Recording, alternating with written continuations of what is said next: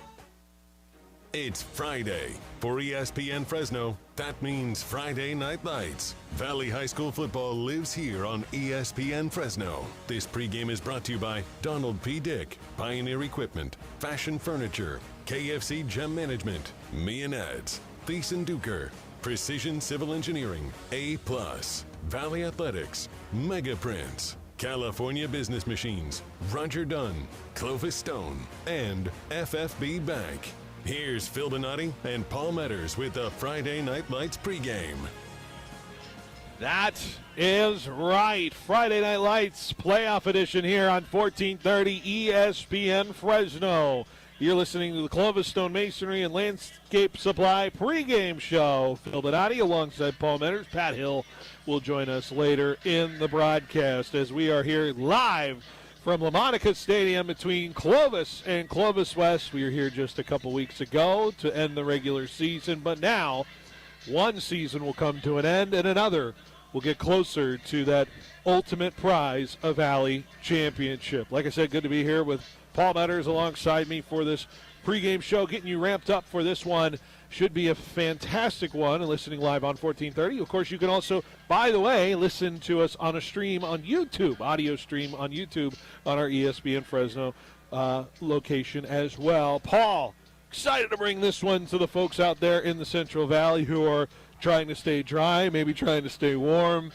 Should be a fascinating matchup, especially with all things considered here in tonight's ball game. Paul, how excited are you about tonight's matchup? Well, it was kind of a short week for school. I had Monday and Tuesday off, and I've been anticipating this matchup, this semifinal matchup, all week. Had a lot of time to think about it and marinate with it and think about the great matchups. You know, they just met a few weeks ago in their rivalry game. Tons of history between these two teams, obviously, since 1979. These two teams played. Hey, Clovis High, they consider themselves the originals. We see that on some coaches' shirts and various hats and whatnot. And Clovis West was the new kids on the block. And I tell you what, this semifinal matchup, like you mentioned, Phil, in your opener, one team is going to go home playing their last football game of the season. Next team's going to advance with a chance to win that coveted Central Section Championship game. So, hey, no love lost between these two schools, these two programs. They've met plenty of times. I got some fun stats that I'll get to in just a second about their all-time matchups. But, hey, this is what we love about high school football, rivalry games in this historic stadium. So can't wait to call this one with you and Coach Hill. Well, before we get to these teams, we want to mention what kind of conditions we may be playing into tonight, Paul. And we've been observing the pregame warm-ups beforehand and maybe paying close attention to what the footing looks like tonight, especially with how the rain has really soaked the area the last day and a half or so. And I would consider it tenuous as the footing is out there in terms of what players will be used to and how they can cut. We've seen a couple of slips already from the pregame warm-ups, and so we'll see what kind of factor it plays into. But, Paul, I got to imagine it's on the mind of both teams. Yeah, I think it would be. And the rain came pretty steadily through the night. Obviously stopped about 2 hours ago. Rain is not in the forecast for the rest of the evening. It actually feels pretty clear out here. You know, rain clears out the sky and some of the mist and some of those allergies, right, that goes on at this time of the season. And we see some marks out there around, what is that, the 17-yard line on the hash mark, around the 34, 50-yard line. And they filled it in with some sand before the game. So we'll kind of look out for that. Obviously, you don't want to kick from those spots and, you know, have a plant foot flip out under them. And you mentioned watching a Clovis West player warm up and slip on the sidelines as well. So we'll definitely keep an eye out. And looks like the Clovis West kicker is practicing his kicks. That one looked pretty good. Both teams on the field right now. But playing conditions are an issue, but hey, I think both teams are pretty happy it's not raining right now. Certainly, and we'll see what the forecast provides in terms of it. We see rain potentially by midnight tonight, but that it could accelerate here, Paul, by the end of the game if we get to that situation. Let's talk about how teams have gotten here, and of course we'll start with the home team tonight in the Clovis Cougars. Clovis, a team that's had a couple losses on the season, one to Frontier earlier this year, one to Central East. They narrowly escaped a battle with Frontier last week and were able to survive and get to this level. Is that a game that can galvanize the team moving forward and say, well, they gave us our best shot, now we got to play a lot better? Or is that a game that gives a little bit of maybe a foreboding feeling for this team of maybe they haven't played their best football at this time right now? Yeah, right. You always want to play your best football during the playoffs. And if you go back to that Frontier game, that was one of only Clovis High's 2 losses on the season. And, right, it wasn't easy last week. They had to come back after being down early in that one. Clovis with a nice win over St. Joseph. That game was actually tied 7-7.5. They won 28-7. But, you know, when there's 8 teams and you're getting the best of the best, regardless of school size, base division, whatever you want to call it, those top 8 teams were the best. I don't know, you can maybe make a case for Bakersfield Christian. They're in the 1 single A division. But any playoff win is a good win, right? You play, you advance, and you play on for the next week. And that's what Clovis High did last week. We watched them a few times this year. I feel like they haven't played their best football as of yet. Sometimes their defense is playing really well, but the offense is sputtering. And sometimes it gets in reverse for the Clovis Cougars. On the flip side, Clovis West, right? They're ahead of schedule a little bit as far as their run to a Valley Championship game that has eluded them for a while as the lights have gone down a little bit. So I don't know if that's part of the pregame. But interesting. But, both these teams are in the semifinals with a trip to the championship game on the line. And there's going to be a lot of action tonight. And are we hearing an announcement from down on the field? There we go. All right. The music cut, so I was worried we lost power for a second there. We seem to be okay and on air, but all right, we're okay. Someone just hit the switch. Paul, on the flip side, Clovis West, a team that, handled business against St. Joseph's, a team that gave them trouble in the first bit of that game, but they were able to pull away. And I believe you had a chance to talk to Coach Eric Brown on your show last week and get the vibe from what this team is feeling like as they move into a game like this. And what stands out about the demeanor of Clovis West, their journey into this football game, maybe coming off of that loss to Clovis just a couple weeks ago. I wonder if they're taking anything from that game a couple weeks ago or if it's a completely new version of what this game could be tonight. Yeah, good question. So, Eric Brown was on the show last week talking about that win over St. Joseph. And he did mention that Clovis game. He felt like they did not play a very good football game, mainly talking about the offensive line. That was one of the keys to the game that we'll get to in a minute here for Clovis West. They got to be able to protect J.J. Howard. They did not do a good job of that in their previous game against Clovis High. I felt like the defensive line from the Cougars really dominated, got J.J. Howard off of his marks, put him in some difficult situations. So Clovis West, they're going to have to clean that up to win this football game tonight. But they're 3 seed for a reason. They only won 4 football games last year with a really young team. 2 of their main stars are sophomores this year. And Coach Brown really mentioned how this team this year has learned to finish not only plays, not only quarters, but games as well, right? A lot of the times last year the game was a little bit fast for their young guys, but they're a year stronger, a year older, a year wiser, and they've really learned to make those plays, those game-winning plays that matter. And, hey, in a playoff game, Phil, we've seen this plenty of times. The ball can bounce a little bit differently in the postseason. So, hey, Clovis West, they really, really like their chances tonight. They like where they're at. I don't think they're necessarily thinking they're playing with house money, right, because of the team that Clovis has built for this season, but they're going to be ready for this football game. They hope to be firing it on all cylinders. Well, we are excited and anticipating a fantastic matchup between both of these teams. We will continue our pregame show here next. Stay with us. We'll be right after the break on 1430 ESPN. I'm here at the Roger Dunn Open. Former Fresno State football coach Pat Hill is at the first tee. Hey, it's a fairway hit. Yeah, but that's the wrong fairway, Coach. I need to buy a golf game. Coach, I really think you need a Roger Dunn makeover. When you buy a game at Roger Dunn, you can play anybody, anytime, anywhere. This is the old coach, Pat Hill. I bought this 7-iron at Roger Dunn Golf. Number 8 at Tehama, 162 yards out. Eagle, baby! When you think of California business machines, it wouldn't surprise me if you automatically thought 3-cent color copies. It's something CBM has become locally famous for. But now there's something else business owners are calling about: business phone systems. It's a beautiful thing. Copiers, printers, office phone systems, all with one simple call to California Business Machines. 559-225-5570 or online at cbmsolution.com. Football season's here, and it's time to upgrade your home team's game plan with Robinson's Interiors. Whether you're hosting the big game or relaxing after a win, the right flooring can make all the difference. From durable hardwood to cozy carpet, Robinson's Interiors has the best selection and unbeatable prices, all backed by professional installation the Valley has trusted for over 40 years. So give yourself home field advantage. Don't wait for the touchdown. Visit Robinson's Interiors in Fresno and Hanford today.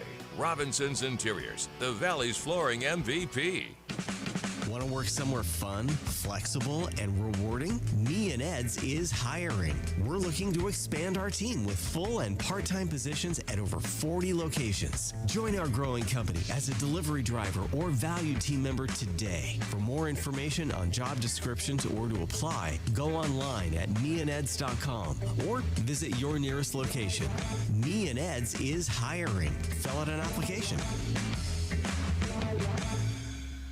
At FFB, we know behind every business is a person. That's why we're more than a bank. We're a partner, a farming-focused bank for hard workers, a future-forward bank for big dreamers, and a family-friendly bank for the next generation of owners. From first ideas to major milestones, we're here to help you chase your goals and score big. So what can FFB mean for your business? Find out at ffb.bank. That's ffb.bank. FFB Bank. Let's win together.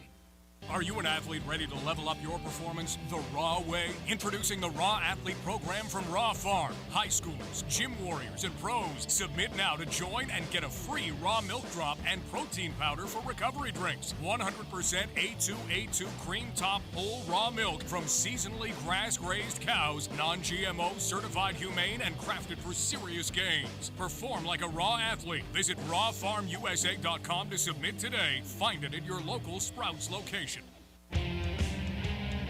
Friday Night Lights, brought to you by Donald P. Dick, Pioneer Equipment, Fashion Furniture, and KFC Gem Management. All right, welcome back to the Clovis Stone Masonry and Landscape Supply pregame show here on Friday Night Lights. We are getting closer to kickoff here between Clovis and Clovis West. And Paul, before we get into the specific details of this game tonight, there's a historic element to this matchup, especially with what has transpired between these two schools. You consider maybe one of the oldest rivalries here in this Clovis area. And Paul, we're adding a chapter to this storied rivalry to it. And tell us a little bit about what is on the line tonight historically between these two teams. Well, historically, this game goes back to 1979 when they first started playing. But how about this? All-time, I'm going to say the records first. I'm going to let the listeners try to guess who's leading these all-time records. All right, 31-27. Clovis West leads, all right? Yeah. So they've met that many times. What is that? 58 times Clovis West is leading all-time, 31-27. 7-4. This is the 12th time that they have met in the playoffs. 7-4. Clovis West has won 7. Clovis has won 4, as they have Coach Hill, of course, bringing tacos all loaded up. Good. All right. and past semifinal results, the last time they've met in the semifinals, got to go back 15 years. 2010, when Clovis West last won their Central Section Championship. The Golden Eagles won 19-14. The last time they met in the playoffs, again, that's the semifinals. Last time they met in the playoffs was 2022 when Clovis West won 24-21. All-time meeting in a Valley Championship game. It's been a while. They've met 6 times. Doesn't get much more even than 3-3. So 3 on each side. So there's some historical reference for everybody out there. That's some good stuff there. And so we will see where the scales tip in tonight's game. And Paul, let's start with Clovis again on this side. Now that we're talking about the specifics of it, we got some players certainly to be paying attention to tonight from the Cougar side. Want to go over some players to watch and their keys to slowing down the Golden Eagles tonight. What are you looking for out of this Clovis side? All right, so their drive for 9 is still continuing. Deegan Rose, this always starts with the quarterback. We've talked about him for the last 4 years. He's a Fresno State commit, flipped from Oregon State. The Central Section and the Valley is extremely excited to have him stay in the Valley. He's as good as it gets, as good as I've seen over the last 10 years of covering high school football. He's thrown for 2,848 yards just this season. He's part of that 10,000 club that's pretty exclusive in the state of California. Has that amazing 31-3 touchdown to turnover, or to interception, I should say, ratio. He's the real deal. He can make every throw out there. He could throw on the run pretty good. Throws really good to his left, as we've noticed. His short game is good. His deep ball is very good. So he is the real deal. He's got 3, 4, sometimes 5 receiving options as well. James Caruso, out of the backfield is a talented running back. He scored 21 touchdowns this season. Those wide receivers that I mentioned, Carlos Young, Israel Briggs, Sterling Edwards, and Cyrus Mendez as a tight end. We're going to see some 2 tight end sets. It's a loaded offensive side. I got to mention one guy, Lolo, on the defensive ends. We're going to be saying Lolo a lot tonight. Number 17, he's a defensive end. He wreaks havoc as well. On the flip side, Clovis West has some guys that are certainly make some Clovis coaches sweat with what they present. Talk about the keys to the game and some players of note from the Clovis West Golden Eagles side. All right, so again, starts with the quarterbacks, and we got one of the great matchups, not only in the Central section tonight, but in the state of California. For the Golden Eagles, they're going to trot out a sophomore quarterback, J.J. Howard, has multiple Division I college offers, including, perhaps you heard of them, they're on right now, the Oregon Ducks. Fresno State, the local team, has also offered him, so that's interesting if he accepts that. We're going to have Deegan Rose and J.J. Howard as Fresno State Bulldogs. He's also thrown the same amount of touchdowns as Deegan Rose this year, 31. He does have 10 interceptions, so that could present a problem tonight for the Golden Eagles. He does have 5 rushing touchdowns as well. Major Lee, another sophomore, is their main ball carrier, has 4 rushing touchdowns on the year, and a couple of receivers have really stepped up in the absence of R.J. Jefferson, a talented D1 receiver that went out early this season with an injury. Dom Tafoya, Amir Wright, we're looking for those guys. Hey, and we mentioned a Cougar defensive lineman in Lolo. A linebacker for Clovis West is very impressive as well. He's one of the best that I've seen this season. His name is Titus Dimmer. He's all over the place. We'll look for number 4 tonight. This is just one of the many games on this schedule tonight in the Central section. Paul, what is some other games of note we'll be paying attention to? Of course, there's another one on this side of the bracket I'm sure you'll start with. Talking about, of course, the 2 winners. The winner of tonight's game will face either Central East and Buchanan. But what else do we got on the Central section playoff docket here tonight? Well, we're definitely going to be updating this Max Preps website. So you mentioned the Central East at Collegian Stadium facing Buchanan. Surprised a lot of people this year, but hey, they earned that 4 seed. So I'm not going to go necessarily in order of divisions. I'm going to mention some of the highlighted games tonight. So we got Bakersfield High School in Division II is hosting Central Valley Christian. An interesting matchup in D4 down in Bakersfield. Roosevelt and North, that's a 4-5 game. Emmanuel hosting Napomo also in D4. Emmanuel undefeated this season. Bakersfield Christian, they had that bye last week as the top seed in Division 1A. They're taking on a fully loaded and rested, I shouldn't say rested, but fully healthy Sanger Apache Ball Club that's looking for an upset in that one. West of Bakersfield taking on Chowchilla. An interesting one. Porterville at home against Independence. That is a D3 game. Golden West and Kennedy, excited about that one also in D3. That's a 4-5 game. Golden West hosting Shafter and Washington Union. Upset alert possibility in that one. Garces and Aurora Grande, that's a 4-5 game in Division 2. Scroll down a little bit. Templeton and Kalinga. Kalinga, the defending champions. Templeton, the top seed in Division 4. Hanford and Liberty of Bakersfield. Hanford in D2 1A. They get the home game in that playoff matchup. McLean is hosting Goss Palace, and Wasco against the D3 defending champs Kerman Lions. And how about this? Orosi and Fireball. Some good hometown football down there in Orosi. Should be a good night of football wherever you're listening. Hope you're staying dry. Hope you're staying warm. Bundle up. We got kickoff coming up next between Clovis West and Clovis here on 1430 ESPN.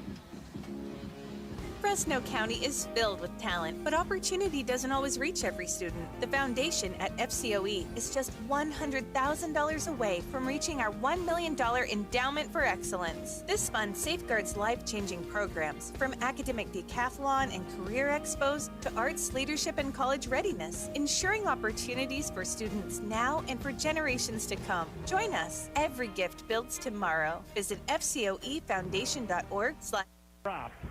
95-73. landscaping ideas at the Fall Home Show, swing by Clovis Stone Masonry and Landscape Supply to bring them to life. Hey contractors and DIYers, Paul Metters here. Clovis Stone is the Valley's go-to playmaker with 6 acres of premium materials ready to roll. Whether you're building big or dialing in the details, Clovis Stone has what you need when you need it. With 24-hour delivery, fast call ahead pickup, you can stay on schedule and on budget. Step on the lot today off Sunnyside in Old Town Clovis or online at clovisstone.net.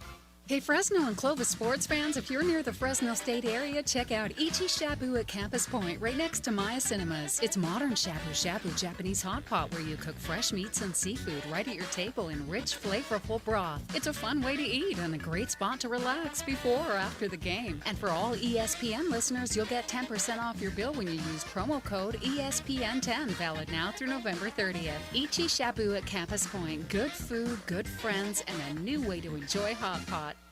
There's no such thing as an off-season. When the days get shorter and the fields aren't up to par, it's time to train smarter at Elite Performance Center in Clovis. This full-service indoor facility has batting cages, drills, clinics, and one-on-one lessons with elite coaches, former D1 athletes, MLB vets, and even Fresno State softball players. Whether it's a single lane, a private lesson, or the whole 6-cage facility, Elite Performance Center is here for individuals, groups, and teams. Find Elite on Barstow, just east of Clovis Avenue, or online at ElitePerformanceCenterCA.com. Elite Performance Center. Train like the elite. From the roar of Valley Children's Stadium to the heart of the Red Wave, Fresno State football ignites the Valley, and Precision Civil Engineering is proud to help power that momentum. Named 2024's best engineering firm by the Business Journal, Precision Civil Engineering delivers top-tier planning, surveying, and design building, the backbone of the Central Valley. Proud partners of Fresno State Athletics, because when the dogs rise, the Valley rises. Go Dogs! Visit precisioneng.net today. Quick, where can you find a great selection of Tempur-Pedic, Stearns & Foster, Serta, and Mattress First bedding? Easy. The same place you'll find adjustable beds, sheets, pillows, mattress protectors, and more. Sleep Retreat, inside Fashion Furniture. It's the same place you'll find 150 recliners, custom upholstery, leather sectionals, dining furniture, and even office furniture, not including thousands of decorating ideas that you're really gonna love. Fashion Furniture on El Paso, across from River Park. There's nothing like it in all of California. The lights are on. The gridiron looks pristine. The lights are on. The gridiron looks pristine.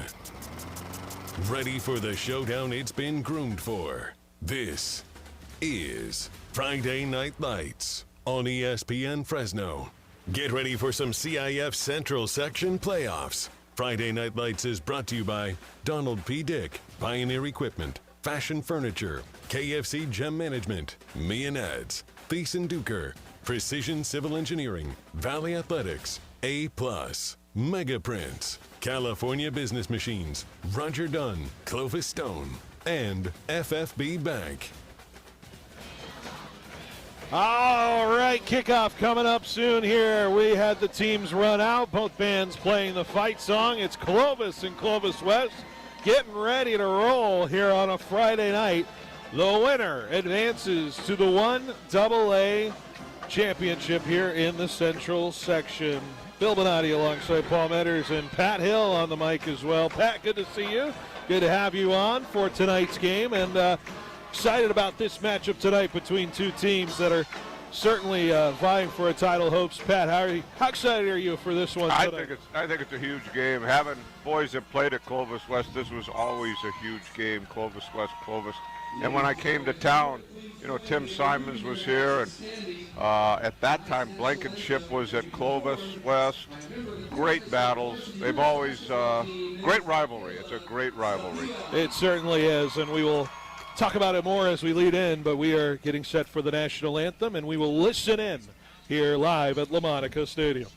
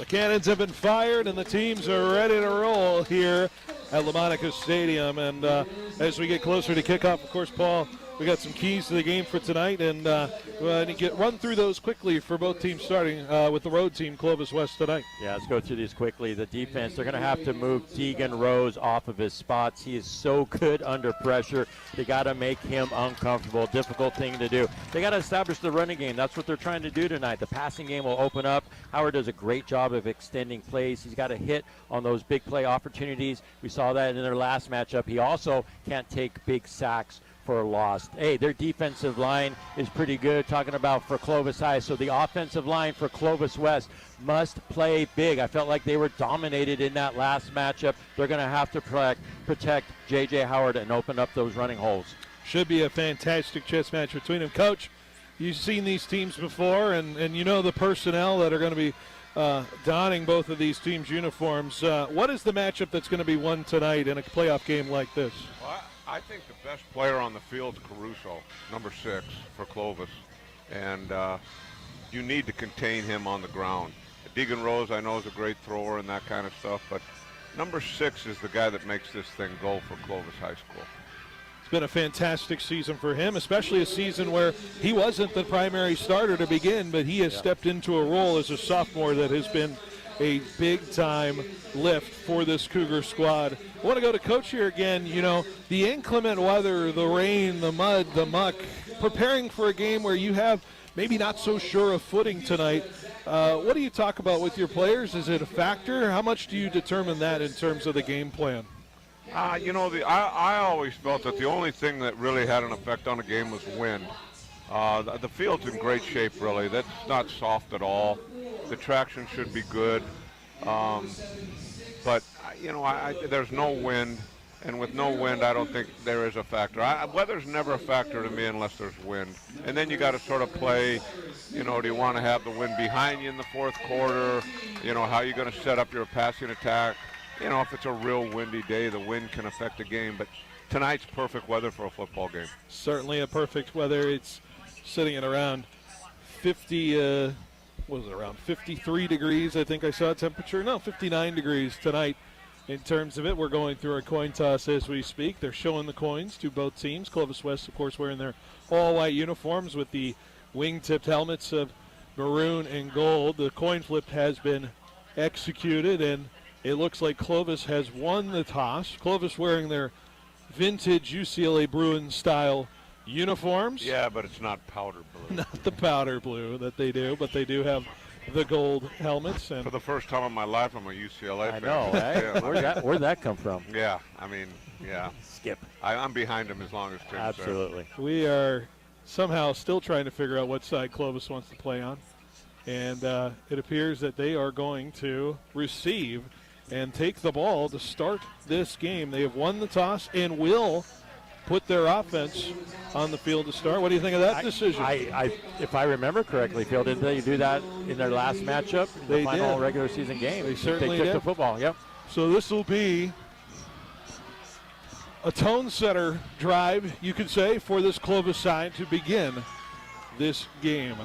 It's the KFC kickoff coming up here as we get Clovis with their returners back. It looks like Carlos Young and Sterling Edwards, a couple of standout receivers on this offense that will be back to receive it around the 10. Clovis West will be kicking from left to right. Potential rain could move in, and we may already have rain. It looks like it is coming down as the kickoff has begun. So here we go. It's a mist. It's a mist. But it is coming down here tonight. Bundle up and ready for some football. In November, a chance to play in the 1AA championship. Both of these teams did not play in it last year. One of them will. Clovis West ready to break the huddle at the kick. Set to kick it away is Kobe Espinoza. Apologies, excuse me. No, number 19, who I don't have on my roster. But here we go, aside. He'll let it send it deep. Both crowds ready to roll, and we are off and running on Friday Night Lights here in the playoffs, and it's going to bounce out of bounds in an illegal procedure to start this football game at around the 17-yard line.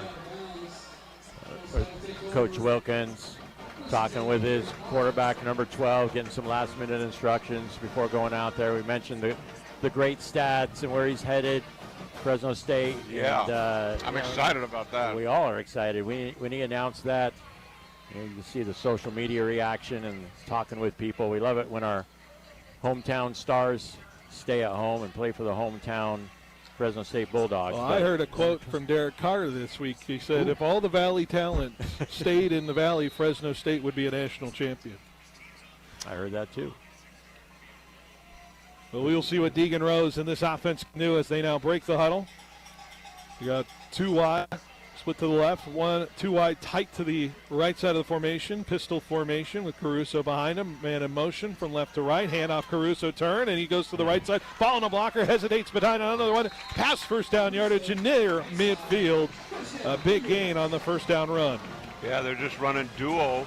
That means there's double teams all along the line of scrimmage, bringing an extra blocker across, number 5 comes across and uses an extra hat on the corner, and give the ball to Caruso, who I think, I've said it before, I think he's one heck of a football player. Just a sophomore on this season. He also plays 2 ways, plays that linebacker position on the defense. An effective linebacking play from him. Ball at the 50 now. Edwards moving from left to right again. Turn, hand off Caruso now. Jumps to the left side and past the second layer and into first down, near first down yardage and around the 42. There is a flag right at the line of scrimmage. Yeah, they run counter there, and Clovis West defeated the blocks, but Caruso just ran through the tackles. His lower body's strong. Yeah, rarely does that first guy that comes up to try to make a tackle on him, or are they able to bring him down? Saw that multiple times this season. Yeah, you got to wrap up against him.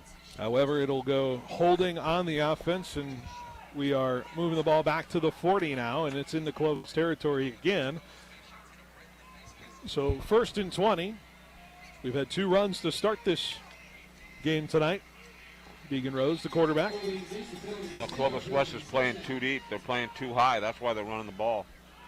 Light box. It's a light box again. Just one linebacker right there in the middle. Blitz coming off the edge. A quick throw out. Briggs, who dropped it at around the 42, incomplete. Had a little bit of space to run with it, but he could not haul it in, and it's incomplete, 2nd and 20. That was a check at the line of scrimmage. It came in from Coach on the sideline. He saw him in man. He saw the safety rotate down and brought the outside nickel player. And great play. If he catches the ball, they got a good game. Remember last time they matched up, Briggs didn't play at all that first series. It's a curious situation, but he ended up having some impact later in the game.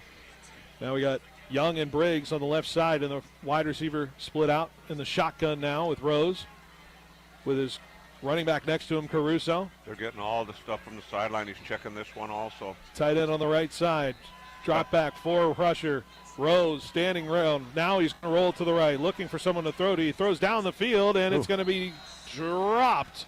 Cyrus Mendez was the intended target. He was set up a couple yards behind the first down marker, but it just was a little too low for him to haul in. Yeah, they were playing 2-man that time. They had man coverage.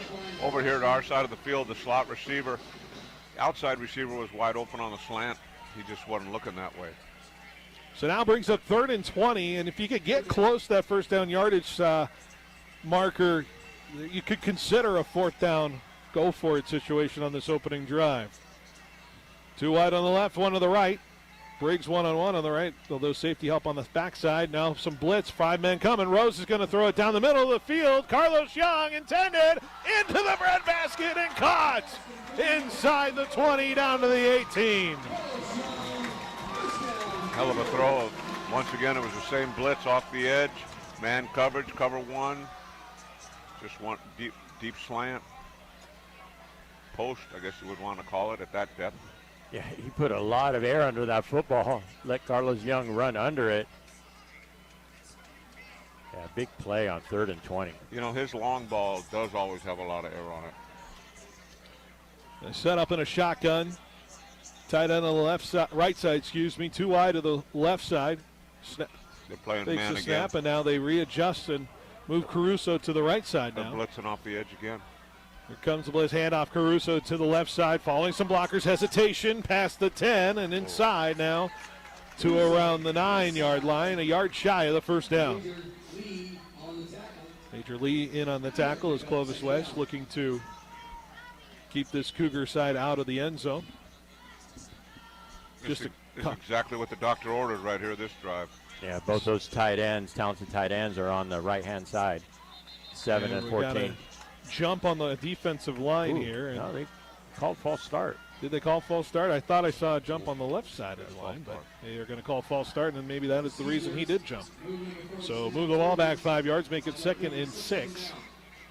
Coach, this is the reason you take the ball. If you feel like you're going to do this on your opening drive, you take the ball to start this football game.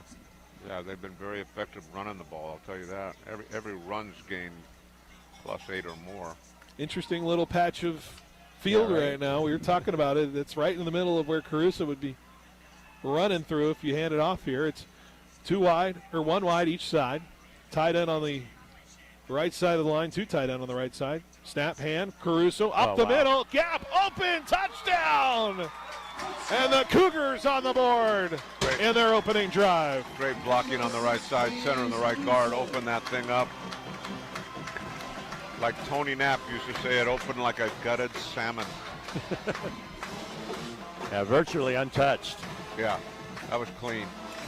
I said that Clovis West is going to have some answers for the run. They don't have it right now with the box they're playing. 14-yard touchdown run from James Caruso. A Thiessen Duker Financial Consulting touchdown. Extra point pending here. Kick is up. It is good. It's 7-0 with 9:43 to go in the first. We'll take a break. We're on 1430 ESPN.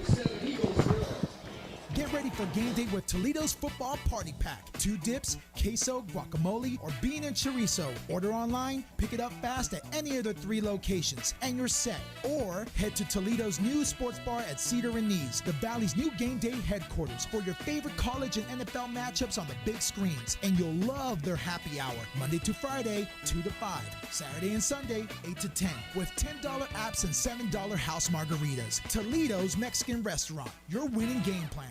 Football fans, it's Phil Bonatti with Behind the Bench. The season is heating up, so bring your tailgate to mid-season form with Grocery Outlet in Kerman, Sanger, and Fresno's Southeast, Downtown, and Northwest stores. Stock up and save big on quality meats, snacks, drinks, beer, and wine. The same great quality, but always at lower prices. And while you're there, enter the Tailgate Ready contest to win 2 tickets to the next Fresno State home game, plus $100 for your tailgate. Only at Kerman, Sanger, and Fresno's Southeast, Downtown, and Northwest Grocery Outlets.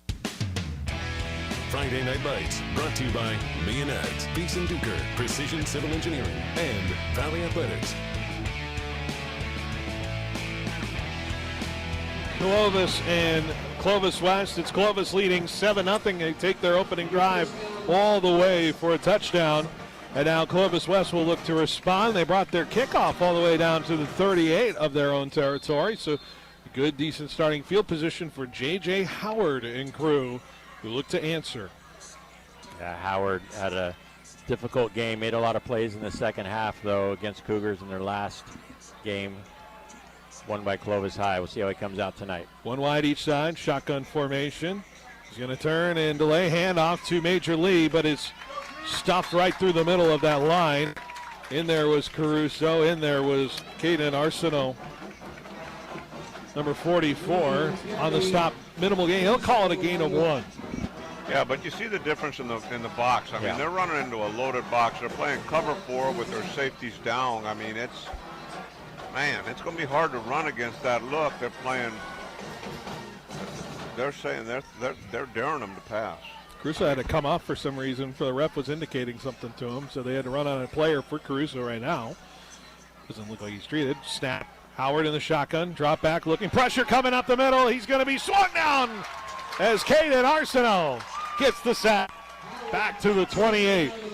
At 44, he's been a good player every game I've seen him play in. Plays that fullback position and then plays on that D-line. Senior Caden Arsenault wearing the number 44. Say he's attributed to a few touchdowns this season on offense and now contributing on defense here, and it's a loss of 11, makes it 3rd and 20. It's the same situation Clovis High was in when they completed that long pass to Carlos Young, but hey, in those first 2 plays, the defensive physicality for Clovis really dominated Clovis West. Stack wide receiver on the slot side. Now they move the outside receiver in. Howard drop back, pressure coming, throw one-on-one, way over the head of his intended target and incomplete. Intended for Andrew Garcia, and that'll bring out the punting unit. Really good start for Clovis. You can't ask for any better than that. And you got the ever-dangerous Carlos Young there, getting ready to return the punt. Carlos Young, who's had some highlight reel plays this season. We get ready to punt it away. And Major Lee is your punter, which is your starting running back for Clovis West. He's back to punt it away. Snap, gathered, and a low liner to the middle of the field. Carlos Young waves his hand and catches it just at the 40-yard line of Clovis, and that's where they'll take over on offense again, up 7-0. We want to remind you, this first quarter brought to you by Raw Farms. Nothing altered, just crafted Raw Farms. So now it's a big defensive sequence for Clovis West, and like you said, Coach, the run game, if they cannot stop it, this certainly could be a headache for Clovis West's coaching staff here tonight. Yeah, and they're still in 12 personnel, same as they started out the game. They haven't gotten out of it. They have a stacked tight ends on the left side of the line. Running back motions over. Now Caruso is going to go out to the right side, missed tackle, and now it's going to be bursting forward to the 50-yard line. And James Caruso just able to fall forward for so many yards. First down for Clovis at the 50. Once again, guys got a chance to tackle him, and lower body of Caruso, he just runs through the arms. I'm going to keep a tally here, guys, on how many straight runs the first guy misses when they're trying to tackle Caruso. I'm at 4. They're in man coverage here, so they look over to the sideline to get a play. Clovis West checks out of it, a little game of cat and mouse. So we got 2 wide receivers to the right in this pistol, 2 tight end stack, turn, Rose hands it Caruso to the right side of the line, and this time one of the D tackles gets in on the backside of the play as Clovis West minimizes the gain. It's Caden Melton, number 75, and 76 on the play. Yeah, Caleb Davis minimizing the damage to 1 yard gain.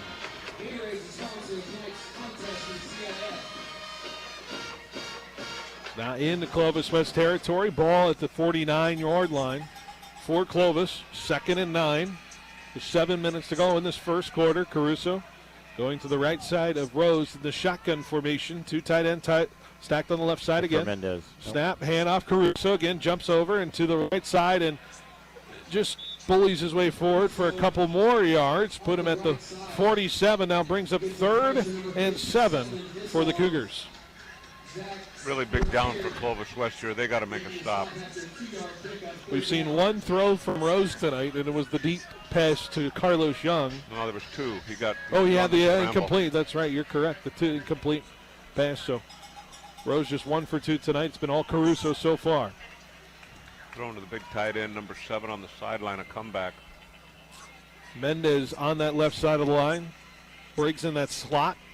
Drop back for rush. Pressure coming through. Rose got to roll to his right. He's got a man on him. He throws to the sideline, incomplete. There was a flag thrown on the play. We will check it. Could be in the area of holding on Clovis. Usually when that white hat throws it, it's either holding or something with the defense, hands to the face mask, but usually holding. Flag is sitting at the 48-yard line of Clovis. And imagine if Clovis West, if it's against Clovis, Clovis West would decline it, but maybe they play the field position game here. Well, with Hartman punting, I think he's the best punter in the valley that I've seen. Now, are they waving it off? I think they are declining. They're going to take it 4th down. Got it. Okay. But Clovis looks like they're going to go for it here with the ball at the 47. They need 7 yards to get to the 40. So we got a big play here coming early in this ballgame with 6:04 to go. This is a big play. Coverage looks like they're going to play 2 deep. We got Briggs on the right side. Edwards in the slot.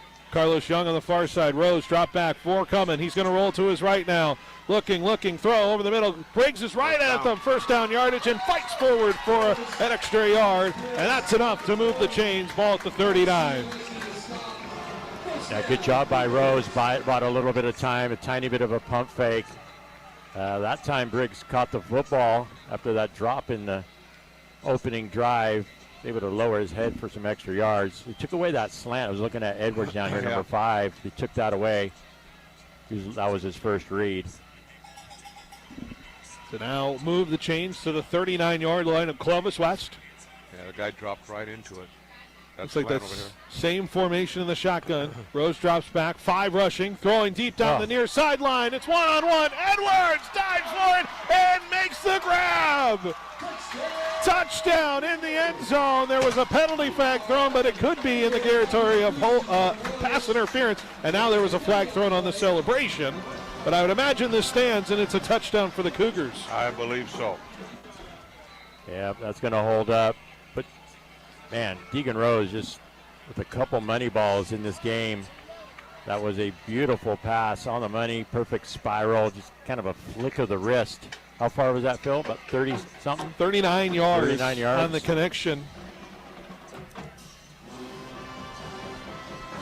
Yeah, that's a tough matchup.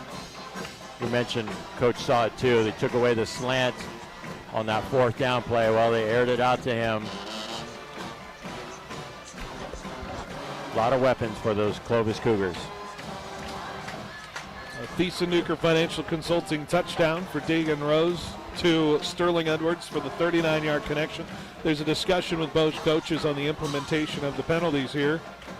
I don't know, can you take it on the extra point? With the unsportsmanlike, I think, was after the play penalty, and so it could be assessed on the kickoff in favor of Clovis West. You would decline the pass interference. I would imagine it's not offsetting because one was a dead ball penalty and the other was during the play. Extra point pending. Kick up, and it's on its way, and it is good. It is 14-0 Clovis with 5:25 to go. We'll take a break. You're listening to Friday Night Lights on 1430 ESPN. Now is a great time to review your company's retirement plan. Do you understand the advisory fees you're paying and the services you should be receiving? Is your current advisor making your life easier by handling your employees' questions for you? Do you receive quarterly investment performance updates? Employers who work with 401k specialists can answer yes. Learn more at thiesenduker.com. The advisors of Thiessen-Duker Modern Wealth Management are registered representatives with and securities offered through LPL Financial, member FINRA SIPC.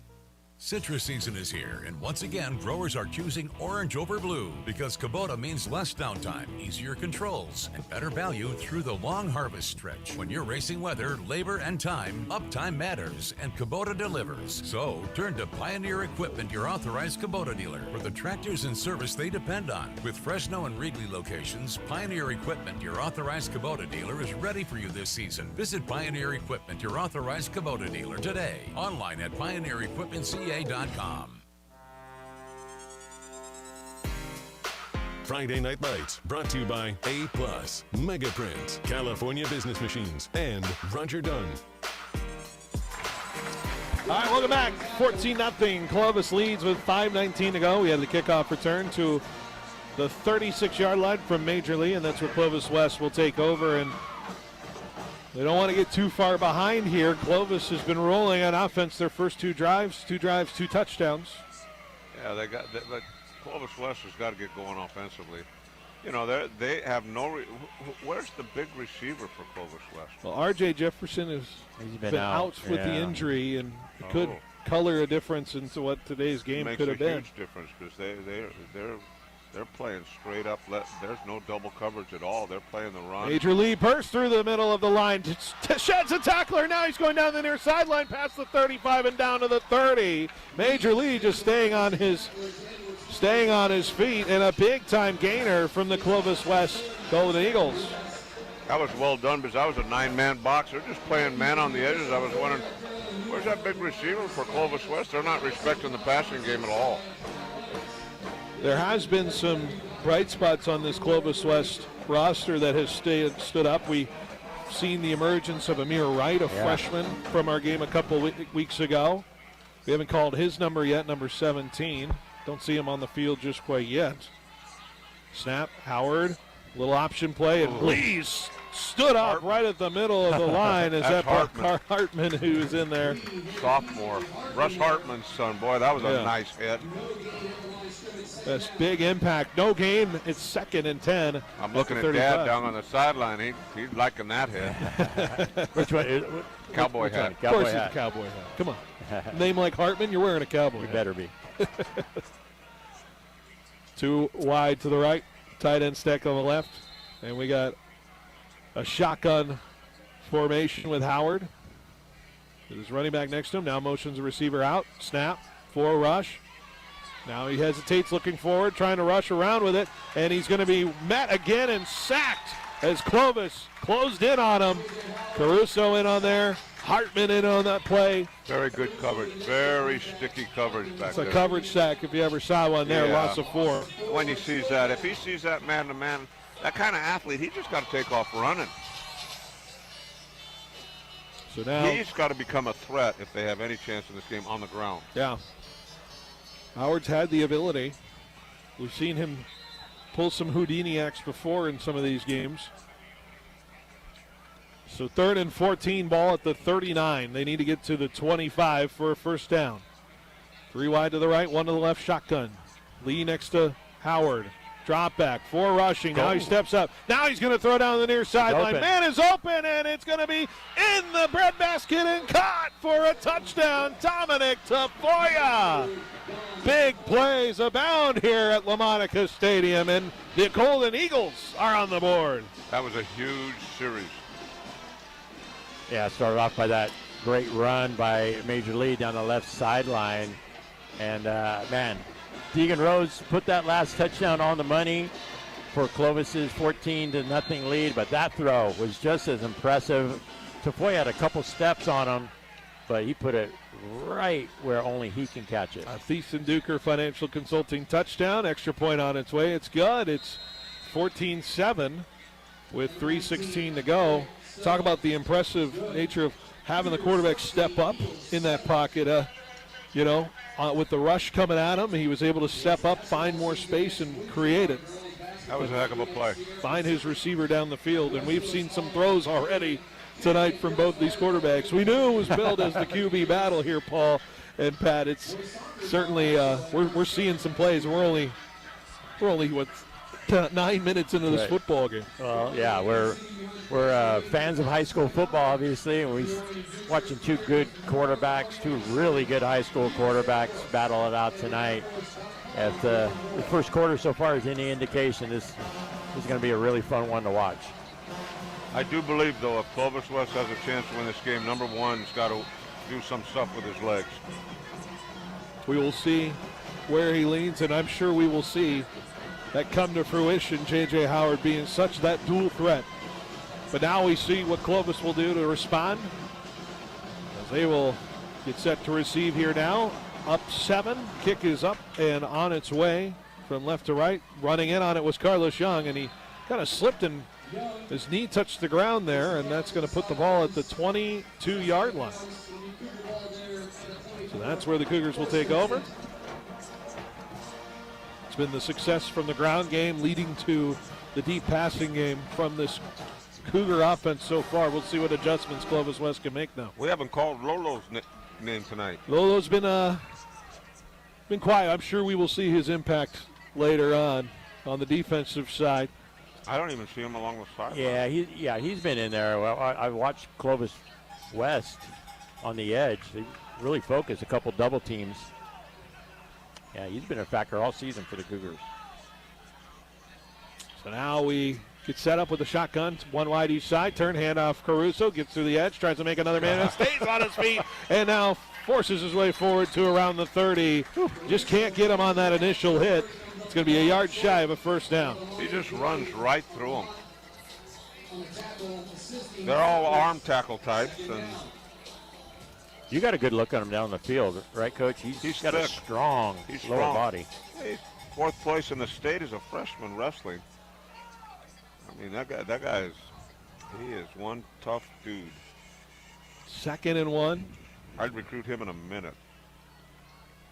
Tight end on the left, right side. Corner cap. Quick little throw. It's caught by Carlos Young and up for a first down right at the 33-yard line. Immediately tackled by Andrew Garcia. See, like that play right there by Deegan Rose? he sees corner cat and throws it before the safety can come up for the first down. That's really a good football play. Just cash that check, Greg. Just take what you get. And get that first down. Most kids don't see that. They don't see it in college. Now, checks to what the defense is giving them. A little more load in the box here. We got a man on the edge. They're just playing cover 3. It's going to be man, though, because they're bringing the outside linebacker off the edge. They're going to play Central man coverage. pressure, and they're going to hand it to Caruso. They're going to try to cut him down on the backside, and they do end up minimizing the gain. Only a gain of 2 for Caruso. Some tackler on the backside. Looked like Logan Lorette in on that play. Yeah, they brought a field blitz. So the blitz came from the field. They were trying to run it into the boundary. The slant of the line and the blitz were coming off the edge. Catches him from the backside. Good call. So put it at the 36, 2nd and 8. One wide each side. They're in that same formation with the 2 tight end on the right side. Caruso now moves from left to right. We got a Rose with 4-man coming. He's going to look to throw. Just dumps it out to Caruso. Makes the grab and tackled by a couple of Eagles. And another 2-yard gain makes it 3rd and 6 now for Clovis. Yeah, number 0 for the Golden Eagles. And on that tackle, he's... Hopefully it's just a stinger. Yeah, walking back a little. It's shoulder little cockeyed. Yeah. You're going to have to take a timeout. Ref timeout.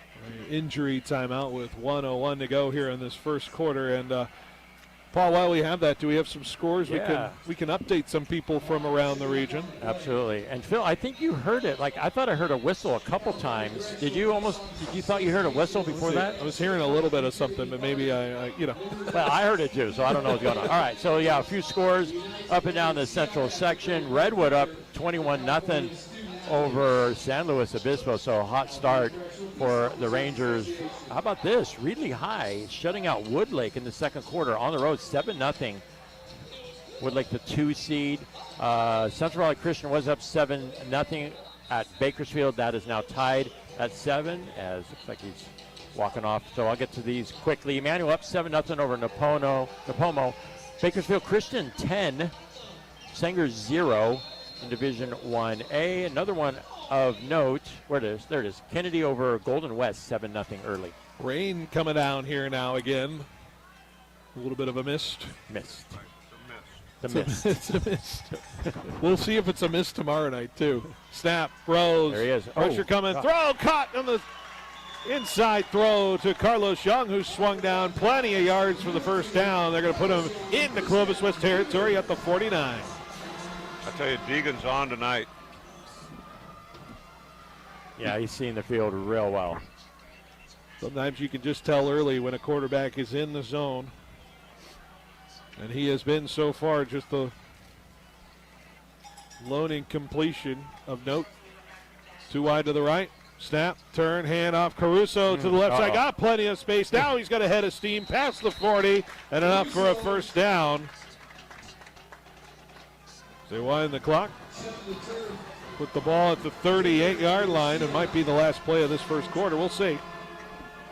Rose coming to the sideline and checking for the play here. Couple things about Deegan. I was able to talk to him a few weeks ago after that Clovis West win, and he said he is enrolling early at Fresno State, so he's going to be there in January. So you get that all-important early start to his Division I career. Smart move. Smart move by Deegan Rose, and it's a smart move to take a break right now because we are reaching the end of the first quarter. It's Clovis leading 14-7 over Clovis West. We're heading to the second next on 1430 ESPN Fresno, the Valley's local sports leader. Game day just got a whole lot sweeter and a little bit saucy. KFC's bringing back one of the most requested plays in menu history, the original Honey Barbecue. That's right, that sweet, smoky, finger-licking legend from the late 90s is back and better than ever. Now you can get that classic Honey Barbecue flavor on everything, including their 2-piece chicken combo for $10.99 or the original Honey Barbecue chicken sandwich for $11.99. The original Honey Barbecue, sweet, savory, and back in the game. And it's happening only at KFC. Introducing the Sidebar, a brand new open-air beer garden at Me and Ed's Coney Island Grill in River Park. Experience a new way to catch a game, hang with friends, and enjoy new appetizers, char-grilled burgers, salads, wings with over 10 house-made sauces, and of course, world-famous Me and Ed's pizza. Thirsty? Try our self-poured taps with over a dozen craft beers, wines, ciders, and craft seltzers. Plus a full bar with an impressive selection of tequilas, whiskeys, and craft cocktails. The Sidebar at Me and Ed's Coney Island Grill, now open in River Park. Friday Night Lights, brought to you by Clovis Stone and FFB Bank. Yeah, we got some. All right, welcome back. It is second quarter starting here from LaMonica Stadium. 14-7, Clovis leads. They have the ball at the 38-yard line, 1st and 10. Rose with the snap, turn, hand up. Caruso following up the middle a little bit and keeps the legs churning, taking a couple of defenders forward to the 33-yard line. Call it a gain of 5, make it 2nd and 5. How many yards has he got already? Do we have those stats? We can check those stats at the middle of the halftime break, but I got to imagine he's, I'd say ballpark 60, 70 yards or so. No, like 50 yards. Deegan's already over 100 yards throwing. Got to be. Only one incompletion. 2nd and 5, ball at the 33. High snap. Rose gathers it, hands it off to Caruso, who's trying to get to the edge of the right side and cut down. Nice tackle from Prince Darcel, who is able to minimize the gain to no gain and makes it 3rd and 5. Well, I think they found the secret, right? Go super, super low. Get him off balance and try to trip him up. Well, Caruso's a little hobbled coming off, and he's going to the sideline now. He's going to miss this play. So now they got Caden Arsenault, the fullback, in at running back on this 3rd down play. He can pound it in there. Surely 4 down territory for this Clovis side. Receiver goes left to right. They're going to hand it off. Arsenault, who's got a head of steam and barrels forward to past the 25, and that's with a put-on. And nobody touching him, and he was a bowling ball coming down the lane. Absolutely. We could all see that coming. He was lowering his head. And I like that play call, right? Put big number 44 in there on 3rd and 5 and just shove. Well, you give him that momentum. Usually at the fullback position, they don't got this much room to go. And here he comes to the right side again. Bounces off a tackler. Gets to the sideline inside the 20 to the 16. He will not be brought down on that initial contact. And here comes James Caruso to pump him up. I was like, feed him again, man. Feed the big boy. So it reminds me a little bit. I know this name will ring familiar with lots of people out there, but Josh Hokett, he did a lot of that while suiting up for the Clovis Cougars. And how about him winning his first UFC fight? And did you see that? They made an official 1-of-1 Tops trading card of Josh Hokett. I did see that. You and I going to be chasing that thing? Maybe. We'll see. That guy's a beast. Yeah. He's a different dude, tough, isn't he? Tough guy, boy. Motion left to right. Rose is going to take the snap here at 2nd and 2. He's going to throw just a dump off Caruso, who's got some room in front of him, to the right side, to the pylon, and a touchdown, Clovis. 1 through the air and 1 through the ground for Caruso so far in this game. Easy pickings there for Mr. Deegan Rose. What I liked about that play is he stayed in the pocket. He didn't panic. He waited for Caruso to get open. Actually checked down a little bit, just dunked it in there, and Caruso did the rest. That was really good job of pocket awareness, standing in there, knowing where the soft spot was. Extra point up and good. And it's 21-7 Clovis with 9:42 to go with Pizza Duke, your financial consulting touchdown. We'll take a break. We'll be right back on 1430 ESPN. Are you an athlete ready to level up your performance the raw way? Introducing the Raw Athlete Program from Raw Farm. High schoolers, gym warriors, and pros. Submit now to join and get a free raw milk drop and protein powder for recovery drinks. 100% A2A2 cream top whole raw milk from seasonally grass-grazed cows, non-GMO, certified humane, and crafted for serious gains. Perform like a raw athlete. Visit rawfarmusa.com to submit today. Find it at your local Sprouts location.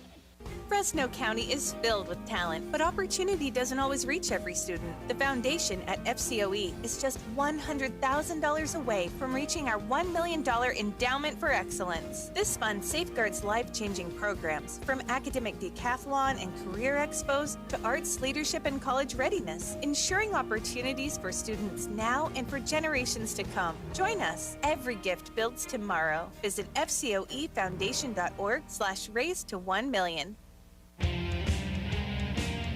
Friday Night Lights, brought to you by Donald P. Dick, Pioneer Equipment, Fashion Furniture, and KFC Gem Management.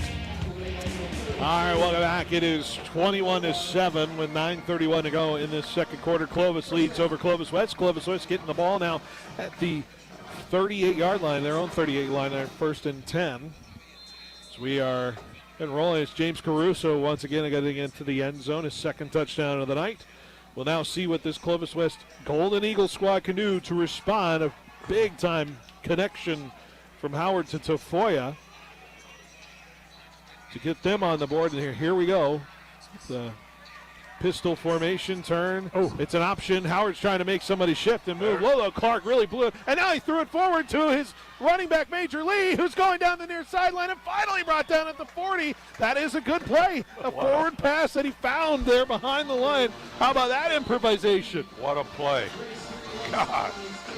That's a street ball play, right? You play on the playground, somebody's about to tackle you, and just shovel the ball to your running back for a huge gain.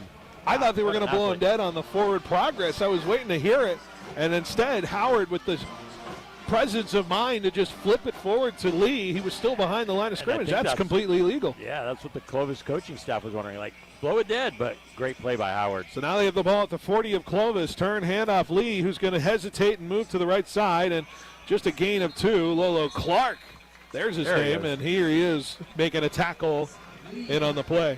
Yeah, he was in on that last one. I was wondering where Lolo was. He's shown up the last 2. Call it a gain of 1. Now Howard will get the play, and players will substitute in and out. We've seen some wild plays so far in this one. Only in the second quarter. As advertised. First look at Amir Wright, who's on the near sideline one-on-one. So we got 2 wide to the right. As we got a backup running back next to Lee now. Amir Wright's going to come from left to right in the motion in the pre-snap, and now we got a snap and throw, and it's to the far sideline one-on-one, and it's going to be incomplete. Amir Wright was going to be the intended receiver at the 15, but flags thrown everywhere, and that looks like pass interference. You are correct. Yeah, they put him in motion, right, and flared him out to the outside. Sometimes when you get that wide receiver in motion and going full speed at the snap, you can get him going pretty quickly to get through that area and try to beat that one-on-one coverage. Carlos Young looked like he was in on that coverage. So move it 15 yards forward and now puts the ball at the 24, and it's 1st and 10 for Clovis West. Yeah, you mentioned Wright, Phil, just how explosive he is as a freshman. You've seen him take it to the house a couple times on kickoffs this year. So we got 3 wide receivers on the near side, which is where the hash ball is lined up on the hash area. Snap, Howard, going to roll to his right. Design QB run to the right, tries to shift around, and now slides down past the 20-yard line to the 19. It's a gain of 5. Yeah, they set up trips into the boundary to get the secondary to rotate, and they had him outmanned there, but couldn't stay on the blocks, couldn't sustain the blocks, but it was a well-conceived run. Well, remember, Clovis High has basically been doing anything they want on the offensive side of the football, but hey, Clovis West, this is a big drive for them. This is definitely 4-down territory. Oh, yeah. Jacob Higgins is the running back in right now. Major Lee, the starter, but Higgins, the backup in. Still a mist coming down here in the second quarter. Turn, handoff. It's Higgins who takes the carry and meets Brock Hartman. Hello.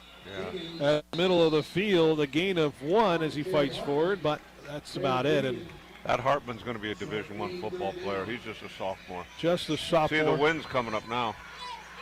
And that's a good indicator Coach, when you see the mist coming sideways, you can tell where the wind's coming from. Yeah, thank God it's still a mist. How many Hartman boys are there? Are there more coming up? I don't know. Do you know where he's at in the pecking order? Got one-on-one coverage down here. I know between him, Jesse Hardwick, the AD, and the president and the principal of Clovis West High School. Throw well over the far sideline and to the end zone, but it was out and well up front of James was the center. Hardwick was the right tackle, and Hartman was the left guard on that Freedom Bowl team. That was third down on the incomplete pass. We now have fourth down here in 4, and I think we're going to get a field goal try. Wow. Yeah, they got their wind at their back. They might as well do it now. I tell you, when it blows here at Clovis West, it's always coming from the baseball. Well, look at the formation. 19, their kicker went off to the right. Now we have an interesting, funky formation. Well, Preston Lowe. Preston Lowe is well behind the line, and now we got a man in motion coming to the tight, and we got a false start from Clovis West. Just a strange looking setup here, and it's going to cost them 5 and make it 4th and 9. And I don't know what you were I don't know what we were trying to do here. I think what they were trying to do, they put Dimmer in motion. I think they were going to pitch the ball to him on a jet sweep type play. I think they were trying to get him a cheap 5 yards on a I don't know. encroachment there with a strange formation. That's a play you think about on Monday, implement it on Tuesday, practice it 2 more times, and then run it, and it doesn't work. A lot of times it doesn't. That's right. So now 4th and 9. They need to get to the 14-yard line for a first down. Howard and the offense back in. 3 wide to the right. Major Lee next to him to the left. Drop back, throw over the middle of the field, and miscommunication and incomplete between 2 receivers. He wanted to go for number 2, but he threw it right over his head. I think he was looking at number 2. Tafoya was open. Crosser. Yeah. It was wide open, but it was just over his head and incomplete. Didn't look like Tafoya saw the ball coming to him, so. But it's incomplete, and now Clovis takes over up 14 with 6:44 to go in the second quarter. Yeah, mark that play down. That was a big stop for Clovis High. So now this is where the Cougars can really stretch this lead now.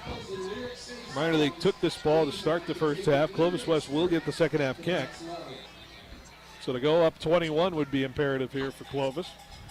I think Caruso is going to get the ball a few times on this drive. Caruso will, and he goes to the right side, slips a little bit, stays on his feet, and gets past the 30 and down to the 33-yard line. That's enough for a first down. Yeah, he's strong. We got a stoppage on the first down. There we go. That's what the right president is signaling there. He's got to be probably over 100 yards by the end of this half. Certainly should be. He had that great game against Central East. Scored 5 touchdowns in that loss. He's very impressive. Turn, handoff, Caruso with some speed through the line. Finally brought down at around the 44-yard line. Another first down. Let's give some credit to that Clovis offensive line. They have been amazing tonight, along with those 2 tight ends, especially number 7. Cyrus Mendez, number 7. Yeah, that offensive line, let's see, 56 is the center, 70 is the right guard, 57 the right tackle. Yep. Jackson Heisung, Caleb Gaffaro, Braden Bear. Some of the names were shouting out there. Those kids are playing tonight. 2 tight end on the right again, 1 wide each side. Turn, handoff, a little communication. Caruso has to bounce out to the left side. I don't think he was ready to take that handoff, and we got a penalty flag thrown from the far sideline near where Carlos Young was playing, and a loss of 2. That looked a little strange there. Tell you what, the Oregon Ducks are pounding Minnesota. Right now it's 28-6. Second quarter. I don't want to leave anything in doubt after that game in Iowa where they survived. Hey, at that level, you just got to survive. Got to survive. It's a heck of a lot better than losing. We will. And it's going to be a penalty on Clovis, and it's a hold. That's their third. You're marking the penalties today. Yeah, just got 4 for Clovis High. I think their third hold. Caruso checking out. Arsenault coming in on this 1st and 20. How good was that running back that's been out all year? Maddox Merrill? Yeah. I think game 2 he got hurt. Yeah, week 2. Last year, of course. No, he was out the first game of the year. Arsenault going to take it to the left side, following some blockers, spinning and brought down. About a gain of 5 or 6. The guy runs hard. You certainly probably hear him as he runs, the way he pounds the feet. He's huffing and puffing, man. I tell you, a little locomotive. Did you have a couple of heavy runners back in the day, Pat? Some guys who you could hear coming? Yeah, I don't really remember much about my playing days, but I had some big backs at Fresno State you could hear coming. Oh, yeah. I mean, our backs were usually around 220. Right on. 2 wide to the left, 1 to the right. They now motion Mendez out on the pre-snap. They're going to throw to Israel Briggs, who's trying to reverse field now. Goes to the middle of the field, trying to split the defense, and brought down past the 50. An interesting little jailbreak screen there that puts the ball in 3rd and manageable for this Cougar squad, 3rd and 3. I tell you, Clovis executes their offense very well tonight. They're playing. The only thing that's held them back is penalties. Yeah, fun when you got 2 very talented tight ends. They haven't thrown the football to Mendez, who I believe was our player of the game. Player of the game last. He was the leading receiver for this Clovis squad last week. Well, he was, or 2 weeks ago. Went out there, was a lead blocker. Tight formation, handoff Caruso, and he's going to be staying on his feet. His initial contact behind the line and somehow stayed on his feet and fell forward for a first down at the 45. Well, look at his lower body. I mean, the guy is super strong through the legs and hips. Clovis West has got to stop him on this drive, but, to go down by 3 scores would be really tough. They get the opening kickoff in the second half, but, boy, I'll tell you. They're not in a hurry. 4 minutes to go in this first quarter. They don't want Clovis West. They want to take their time scoring. Well, you could see Rose maybe in this deep shot territory potentially in 45-yard line. There's no help over the top on this side. They're going to hand it off to Caruso this time. Met by a couple of Golden Eagles on the edge. Kamakana Corpus in on the tackle. Loss of 1. Makes it 2nd and 11. A lot of two-way players on both these teams. Were you practicing that, Phil? Because you said that kid's name with ease. Corpus. Kamakana Corpus. He practices. I know he practices. He's too good with those names. It's like Paul. Paul can get them all. Yeah, Leffler's I'm locking in when Brendan Kurispediani comes in. All right. Now you're showing off. Caruso up the middle. He's got some speed in front. First down and more. Stays up, and now the ball's out as he was tackled, and it's picked up by Sterling Edwards. Well aware of the play there at the 25. Outside of the fumble, what a run from Caruso there. Yeah, that's, I tell you, you got to give, again, credit. Number 76 is left tackle. We didn't get him, and the left guard is Nick Tafoya, 62. Cowan Turner, and 62 is Brady Garcia. That offensive line right now, along with Mendez, are really doing a great job. They're dominating against the defensive front. Look who's in the backfield now. Our guy. Our Arsenault. other guy. Arsenault in that pistol formation behind Rose. Snap, turn, handoff right up the middle, head of steam, but maybe 2 yards in a cloud of mud for Clovis there, but makes it 2nd and 8 inside the 25. Coming out right now, but the only thing I wish 44 would put on his uniform is that old neck brace, right? He looked like the tough guy. He needs one of those. He needs one of those. Get him one at halftime. The Mike Allstott kind of neck brace. Hey, Allstott, he was not a fullback. He was underrated. Him and Warren Duggan, right? What a great combo. But Allstott, he had some moves. Snap. Rose is going to play action, throw to Briggs, but immediately covered and tackled by Jacob Higgins. So well aware to make the tackle as soon as the catch was made. And it's a gain of 3 on the play. Makes it 3rd and 8 now. And this is a big play for Clovis West. Wind is kind of going into Clovis's direction, so it could be 4-down territory. A little too far for field goal. Probably is. I watched their kicker. He's not a. Yeah, he's not like a big Clovis North's kid. Would you consider timeouts here if you're Clovis West? Yeah. We're at 1:30 and counting. They got all 3 timeouts. Depends on right here. I'm sure a timeout will call if they get to 4th down. Motion right to left. Caruso going to get to the right side of the edge. Brought down at around the 20. That is not enough for a first down. 5 yards shy. And are we going to get a timeout from Clovis West? We do. It's the first charge timeout for Clovis West. I think we need to take a break, and we will. We'll be right back on 1430 ESPN. Get ready for game day with Dude, Toledo's Liberty's football putting it party on pack. Hanford. 2 That's dips, what I was afraid queso, of. Liberty just guacamole, got, all or of a bean sudden, and just got real chorizo. physical. Order online, I pick it think up fast at any I'll other 3 have to locations, ask and you're Trevor, set. but I think they Or changed head to offensive Toledo's new coordinators sports midway bar through the at year. Cedar Did they? Denise, the Yeah. Valley's new game day You think headquarters for your favorite Christian college and NFL matchups beats on the Liberty big pretty screens, handily if and Christian you'll moves love on? their happy hour What do you think? Monday to Friday. 2 to Wow, 5, right? Like, Saturday and what a Sunday, matchup. 8 to 10. Right? Bakersfield Christian against Liberty. $7 Liberty house Bakersfield. margaritas. Toledo's Mexican restaurant. Your winning game plan. It's going to be like last year. Where can you find a great selection of Tempur-Pedic, Stearns & Foster, Serta, and Mattress Trevor First said there was Bedding? 8,000 Easy. people at that the game same last place year. you'll find Wow. adjustable beds, sheets, pillows, mattress. What for game, Texas Paul? Football, the Liberty, Sleep Retreat, inside no, fashion the furniture. Frontier It's the same and place you'll Bakersfield find High 150 championship game last year. recliners, The Division custom 1A. upholstery, leather sectional, dining furniture, and even office furniture, not including Manual thousands of 15. decorating ideas. that Ooh, you're Sanger got a gonna touchdown. love. Fashion Brady's furniture team's down on El 7-3 Paso, to across from Inglewood. River Didn't Park. Inglewood There's play? nothing Yeah, like that Sentinel in in that first game. California. Friday Night Lights, brought to you by A+, Mega Print, California Business Machines, and Roger Dunn. 4th and 5, big play here. They need to get to the 15. Clovis does with 1:08 to go. Snap, throw. Mendez set up right at the first down yardage, but it could be short of the yard to gain. They're going to mark him. We will see. This is really close. He marked him short. They are going to mark him short, and it's Clovis West with the ball with 1:03 to go. I don't believe they have it right with the timeouts on the scoreboard. I got to imagine Clovis West called the timeout. And Aaron Wilkins is not happy with the spot. He's all the way at the hash marker right now.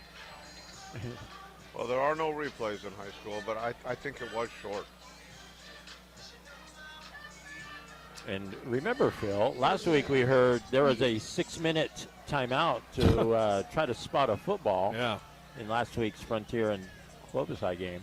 Yeah, Wilkins is He's petitioning, but I don't think it's going to fall on deaf ears here.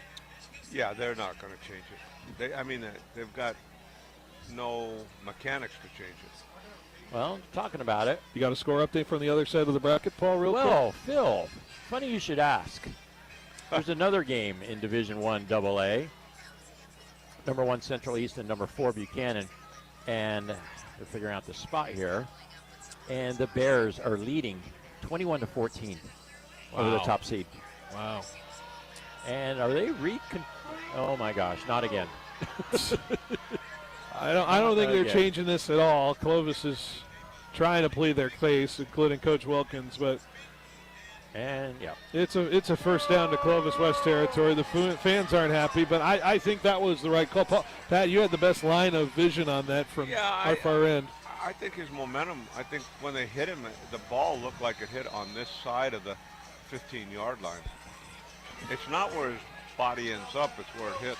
It's where the ball is. Yeah. We got trip wide receiver to the right side. Howard's going to run this 1-minute offense here. 4-man pressure, drop. He's going to keep looking, throws down the far sideline. It's going to be a penalty flag on the very far, on the other side of the, there was a ball thrown to the far sideline on the near side. No, I think I know what it is. Are we getting a sideline warning? I think so.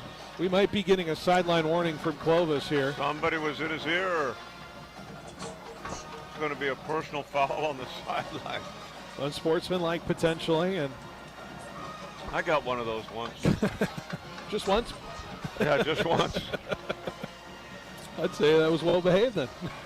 I was usually really pretty good. I'd talk to them, but it was just so that they could hear it and I could hear it.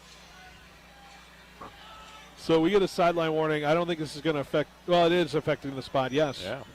It's a 15-yarder. It's a personal foul. Yeah. So now it puts the ball at the 30. No clock. You got wasted here. It's 56 seconds to go now. Yeah, you got to give that ref. They got an extra half yard there too.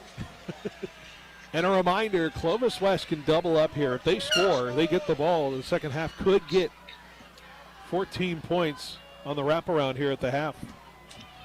Got to convert here, though. 4-man drop. Howard looking, throwing deep, down the middle of the field, well over the head of his intended target, Andrew Garcia. Very good coverage. Good coverage from Sterling Edwards. Another one of those standout sophomores. And it's 50 seconds to go with 2nd and 10 at their own 30. Yeah, Clovis West got young guys too, so the difference in these two teams is really in the lines, offensive lines.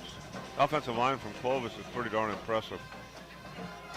And while we've highlighted a lot of how Clovis has been able to create pressure, Clovis West has done an okay job at minimizing the damage so far, and Howard's been able to recognize where he needs to step up for the most part. 2 wide on the each side, Majorly next to Howard. Low snap, ball on the ground. It's fallen on by Clovis. And it looks like Caden Arsenault fell on it from the D tackle position. He's a football player. And Howard's down. And he's not getting up just quite yet.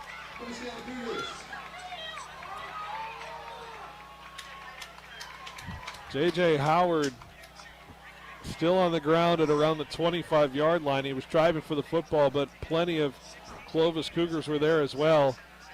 And he's being attended to currently by the coaching staff right now and trainers. Oh, boy. Yeah, the snap was low, kind of went off his hands, went in front of him by about 1.5 yards. His knee, they're working on his right knee, it looks like.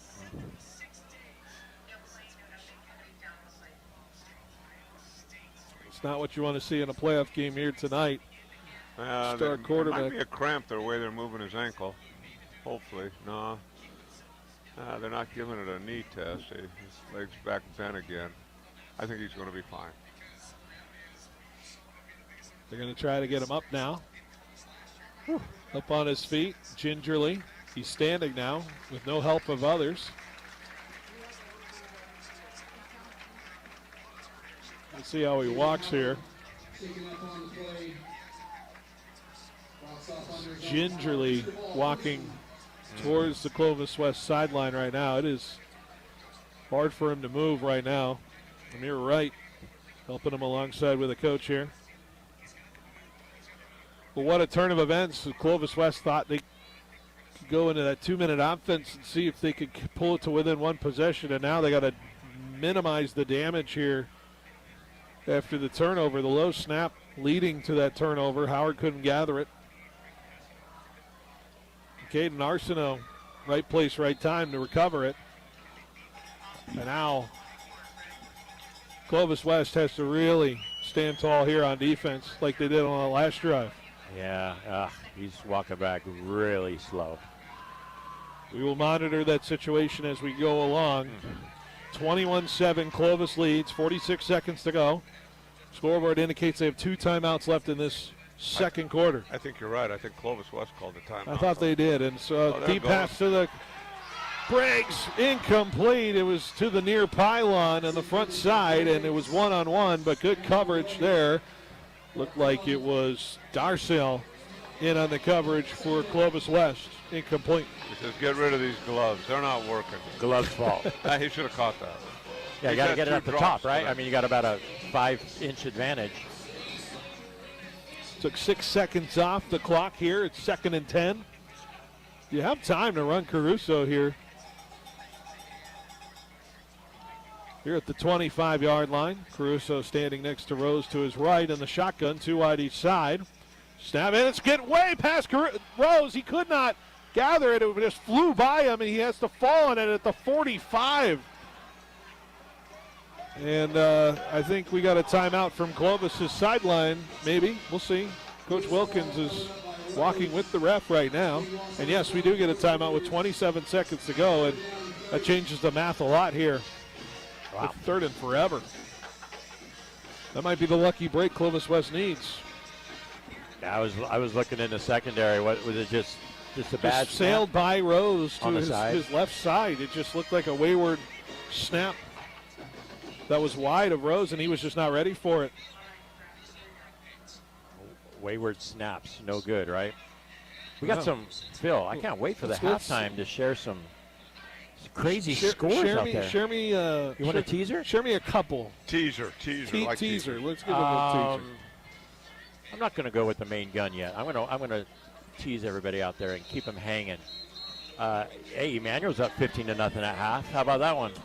Want to play another home game next week for sure. McLean was up too, so we're on our way for a McLean-Emmanuel. What a matchup that would be. Matchup in D4 at Emmanuel. 17-0. McLean over Dawes Palace. 3 minutes left in the second quarter. All right, we're back.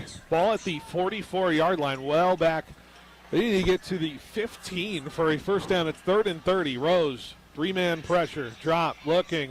Throws just on the flat to Cyrus Mendez. He's got to make a lot of motion move to the 30. Push out of bounds. Oh. He's good. I think it was fine. I think contact was in the field of play.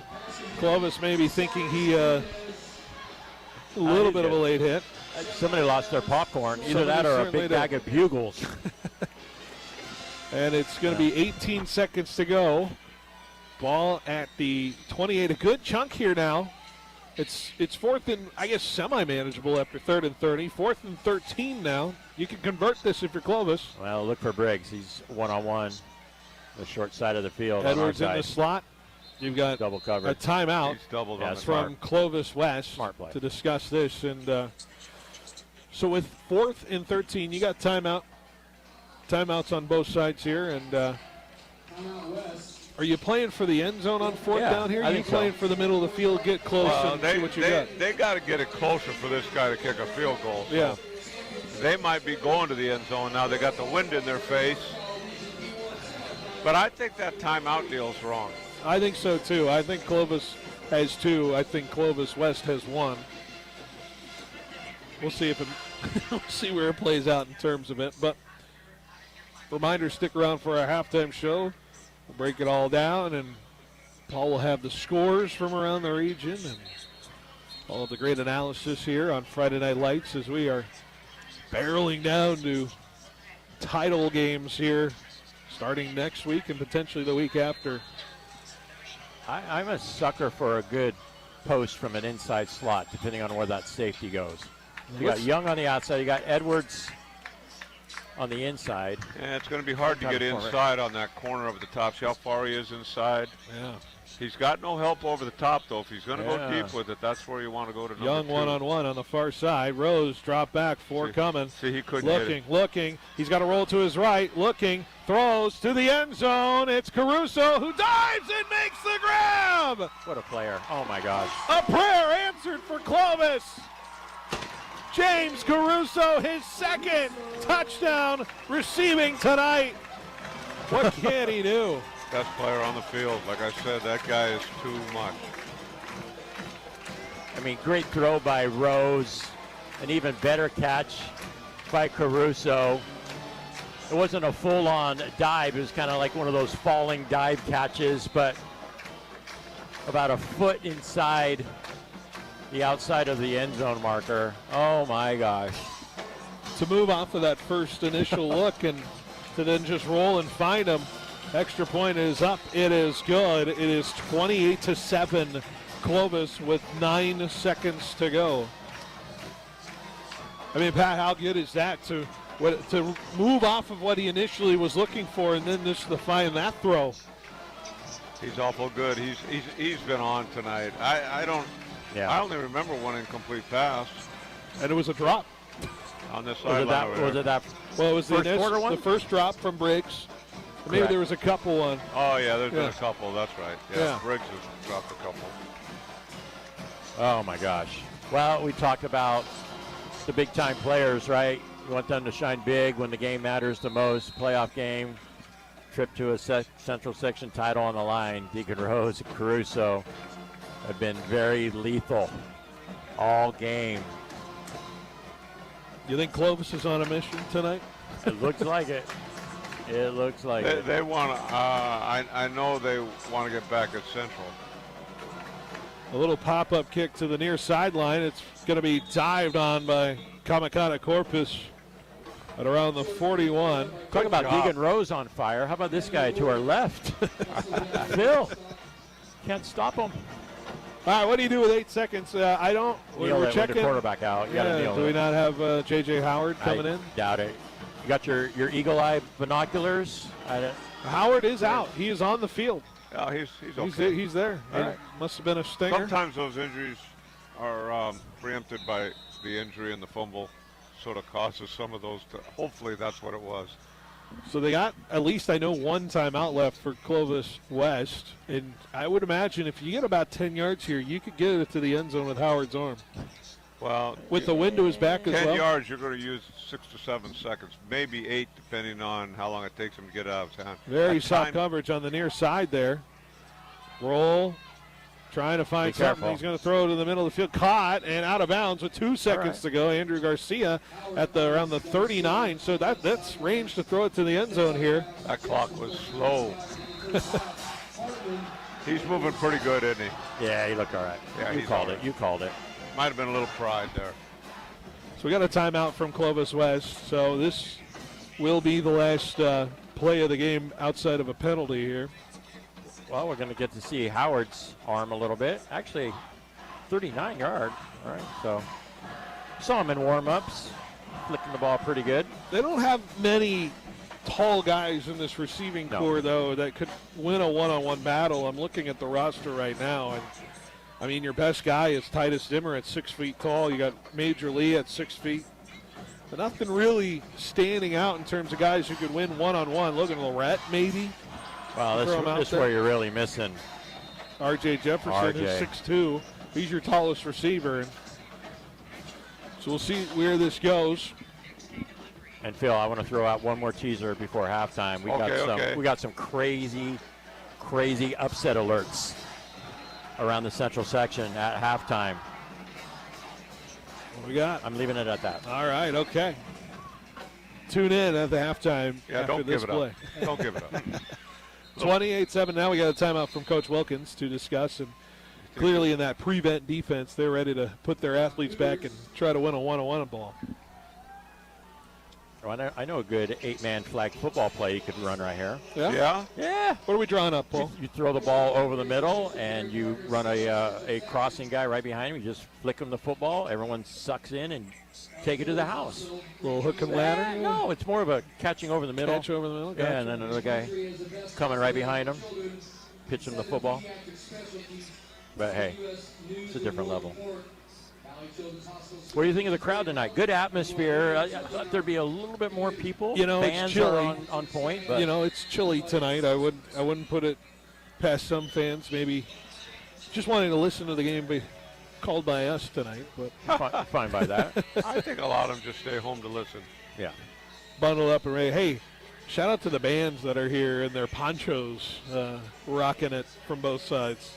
Hey, how'd you do a couple weeks ago, Phil, with bringing out your old trombone on the Fresno State field? Yeah, how'd how you was end up? that? It was rusty, but we got it rolling. Did you when in doubt, lay out? That's a phrase, right? You don't know how to play, just fake it. They have all these new songs now. I don't even know what the heck they are anymore. They're rushing 3 from one side. They didn't slide the line to it. Howard's just going to throw a little screener to Major Lee, and so now we'll see where he makes of it. Gets to the 30, he's outside and swung down, and just that will end the first half. We will see what comeback Clovis West could come out here, but it's 28-7. Clovis leads here in the semifinals of the 1AA football playoff. Stay with us. You're listening to 1430 ESPN Fresno, the Valley's local sports leader. Citrus season is here, and once again, growers are choosing orange over blue because Kubota means less downtime, easier controls, and better value through the long harvest stretch. When you're racing weather, labor, and time, uptime matters, and Kubota delivers. So, turn to Pioneer Equipment, your authorized Kubota dealer, for the tractors and service they depend on. With Fresno and Wrigley locations, Pioneer Equipment, your authorized Kubota dealer, is ready for you this season. Visit Pioneer Equipment, your authorized Kubota dealer, today. Online at pioneerequipmentca.com. Now is a great time to review your company's retirement plan. Do you understand the advisory fees you're paying and the services you should be receiving? Is your current advisor making your life easier by handling your employees' questions for you? Do you receive quarterly investment performance updates? Employers who work with 401k specialists can answer yes. Learn more at thiesenduker.com. The advisors of Thiesenduker Modern Wealth Management are registered representatives with and securities offered through LPL Financial, member FINRA SIPC. At FFB, we know behind every business is a person. That's why we're more than a bank. We're a partner, a farming-focused bank for hard workers, a future-forward bank for big dreamers, and a family-friendly bank for the next generation of owners. From first ideas to major milestones, we're here to help you chase your goals and score big. So what can FFB mean for your business? Find out at ffb.bank. That's ffb.bank. FFB Bank. Let's win together. The deadline to receive the 30% federal solar tax credit is December 31st. That's the day your new solar system must be operational. The deadline to call Donald P. Dick is Friday, November 21st. A new solar system starts at under $10,000. Donald P. Dick will provide a proposal with all the details for you to make an informed decision. Let Mr. Cool show you how to drive down the cost of home energy. Call 559-255-1644 for Donald P. Dick.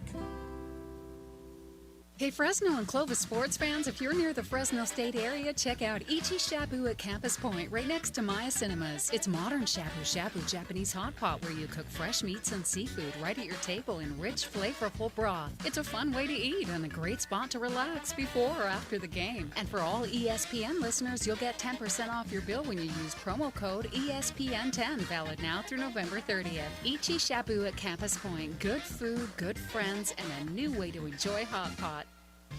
Get your business noticed and stand out from the crowd by visiting Mega Prints. Working with the Valley's most prestigious and high-profile businesses since 1998, we print and install custom-designed signs for businesses of all types and sizes. From yard signs to banners to wallpaper and fleet graphics, Mega Prints has the state-of-the-art capability to turn the signage you've dreamed of into a reality. Visit megaprints.com today to see our work and what we can do for your business.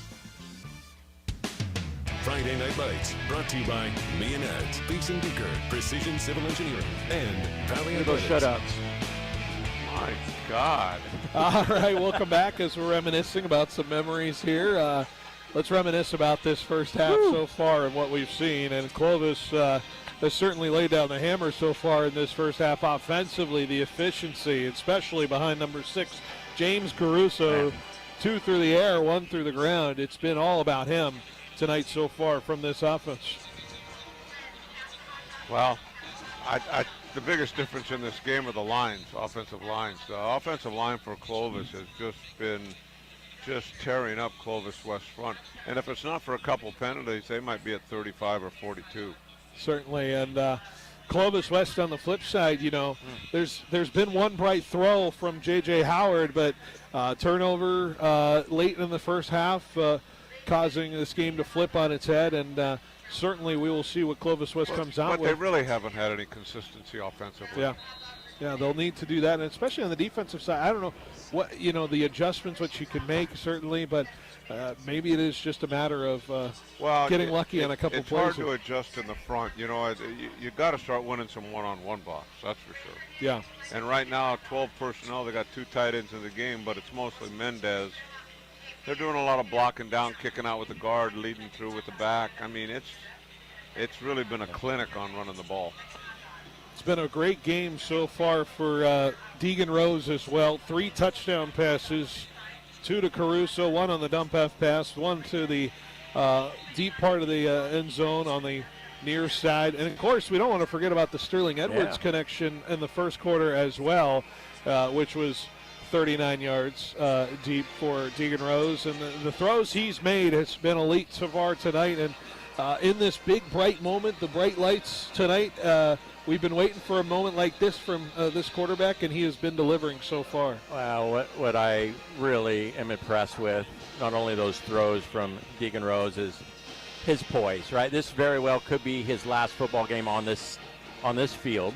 And he's playing like a quarterback that started for 4 years and has never missed a football game and has put in hours upon hours of practice and done the extra work. He's in total control. He's made every throw. He's made every read.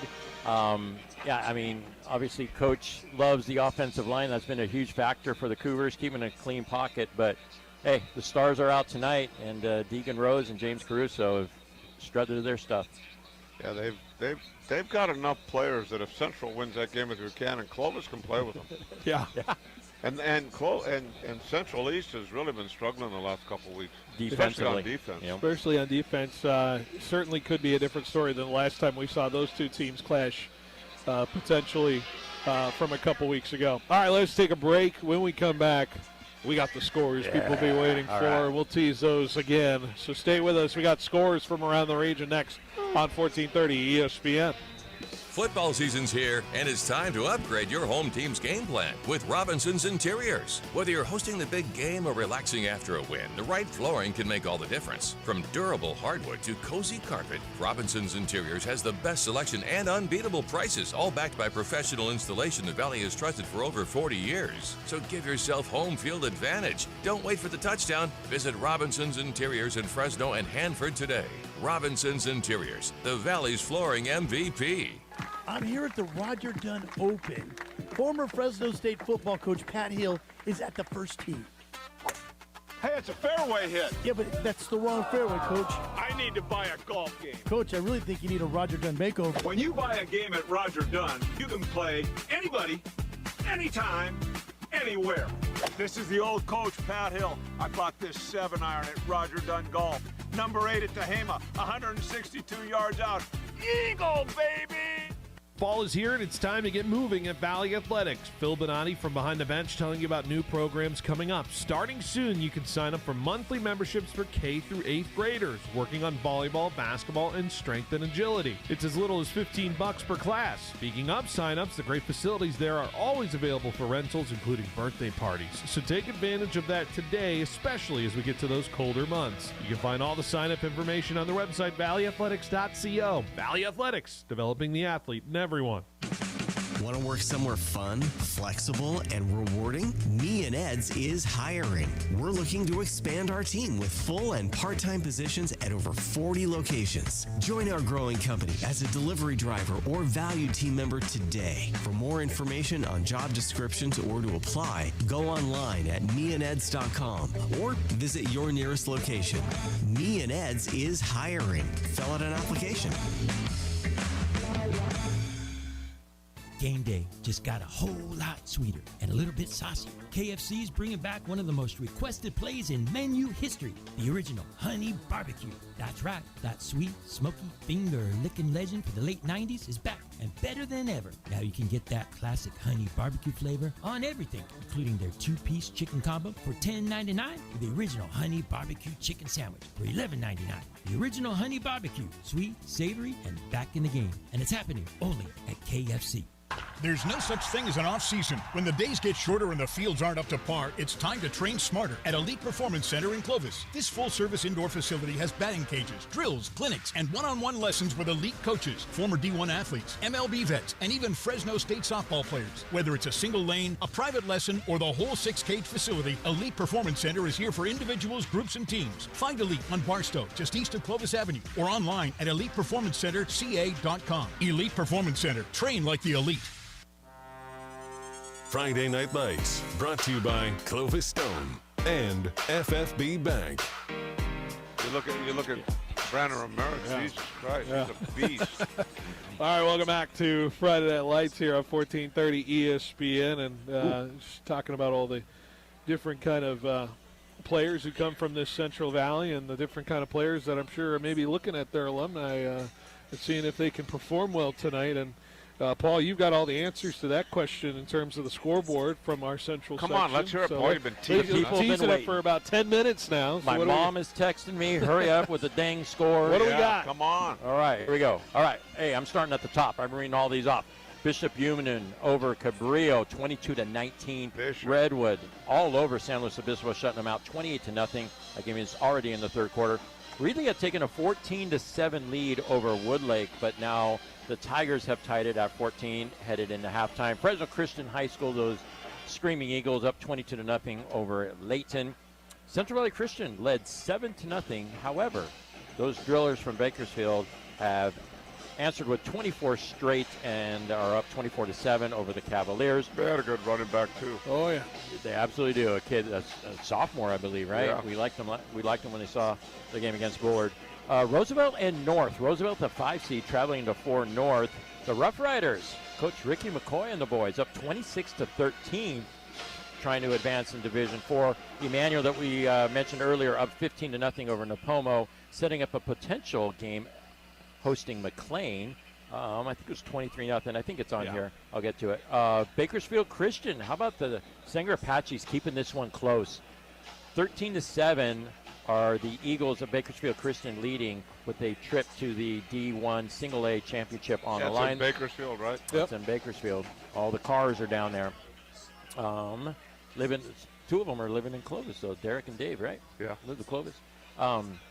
Coached by Darren. Boron leading Kern Valley by Boron. Out there. It's an element. One of the elements. That little Boron, I'll tell you what, they've had tough teams over the years. Yeah. They're in the middle of nowhere. They got nothing else to do but hit each other, right, during practice. You drive right by the stadium on the way to Vegas. That's right. That's right. We've seen it. Chowchilla over West. That's an upset on the road happening 21-15. Another upset. How about this, Phil? Porterville. A lot of people thought could make it to the championship game. Down to Independence, 24-21. Wow. That game is at halftime. Our score, 28-7. Clovis Cougars over Clovis West. Another game. How about this? Low scoring. Kennedy 14, Golden West 7. That game has started in the second half.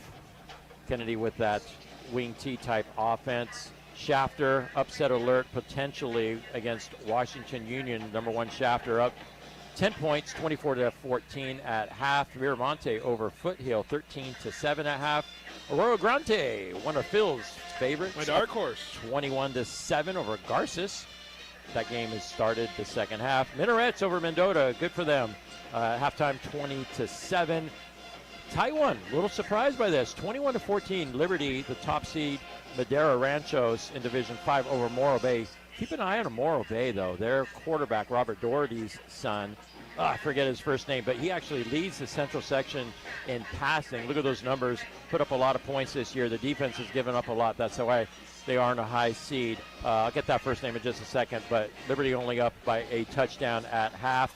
And one that people have been waiting for, Buchanan and Central East. Buchanan actually had a 21-14 lead at one point in that football game. However, the Bengals now have a 2-point lead, 26-24. So the over-under for half, if you had it at 49, the over hit at 50. So 26-24. Hey, Bears are battling. Absolutely. We knew they would. Yeah. We knew they would. Templeton over Kalinga, the top seed, 20-7 in D4. Liberty of Bakersfield has come to Hanford and are up 28-14 over the 2-seed Bullpups. We kind of thought that might be a thing, stopping that running game that has suddenly emerged from Liberty of Bakersfield. And there it is, McLean over Dawes Palace, 23-0. That game is at half. Tulare Union was up 14-0 over Kingsburg. That's the last update we have because Max Preps is wrong. Can't trust Max Preps. We've learned that this season.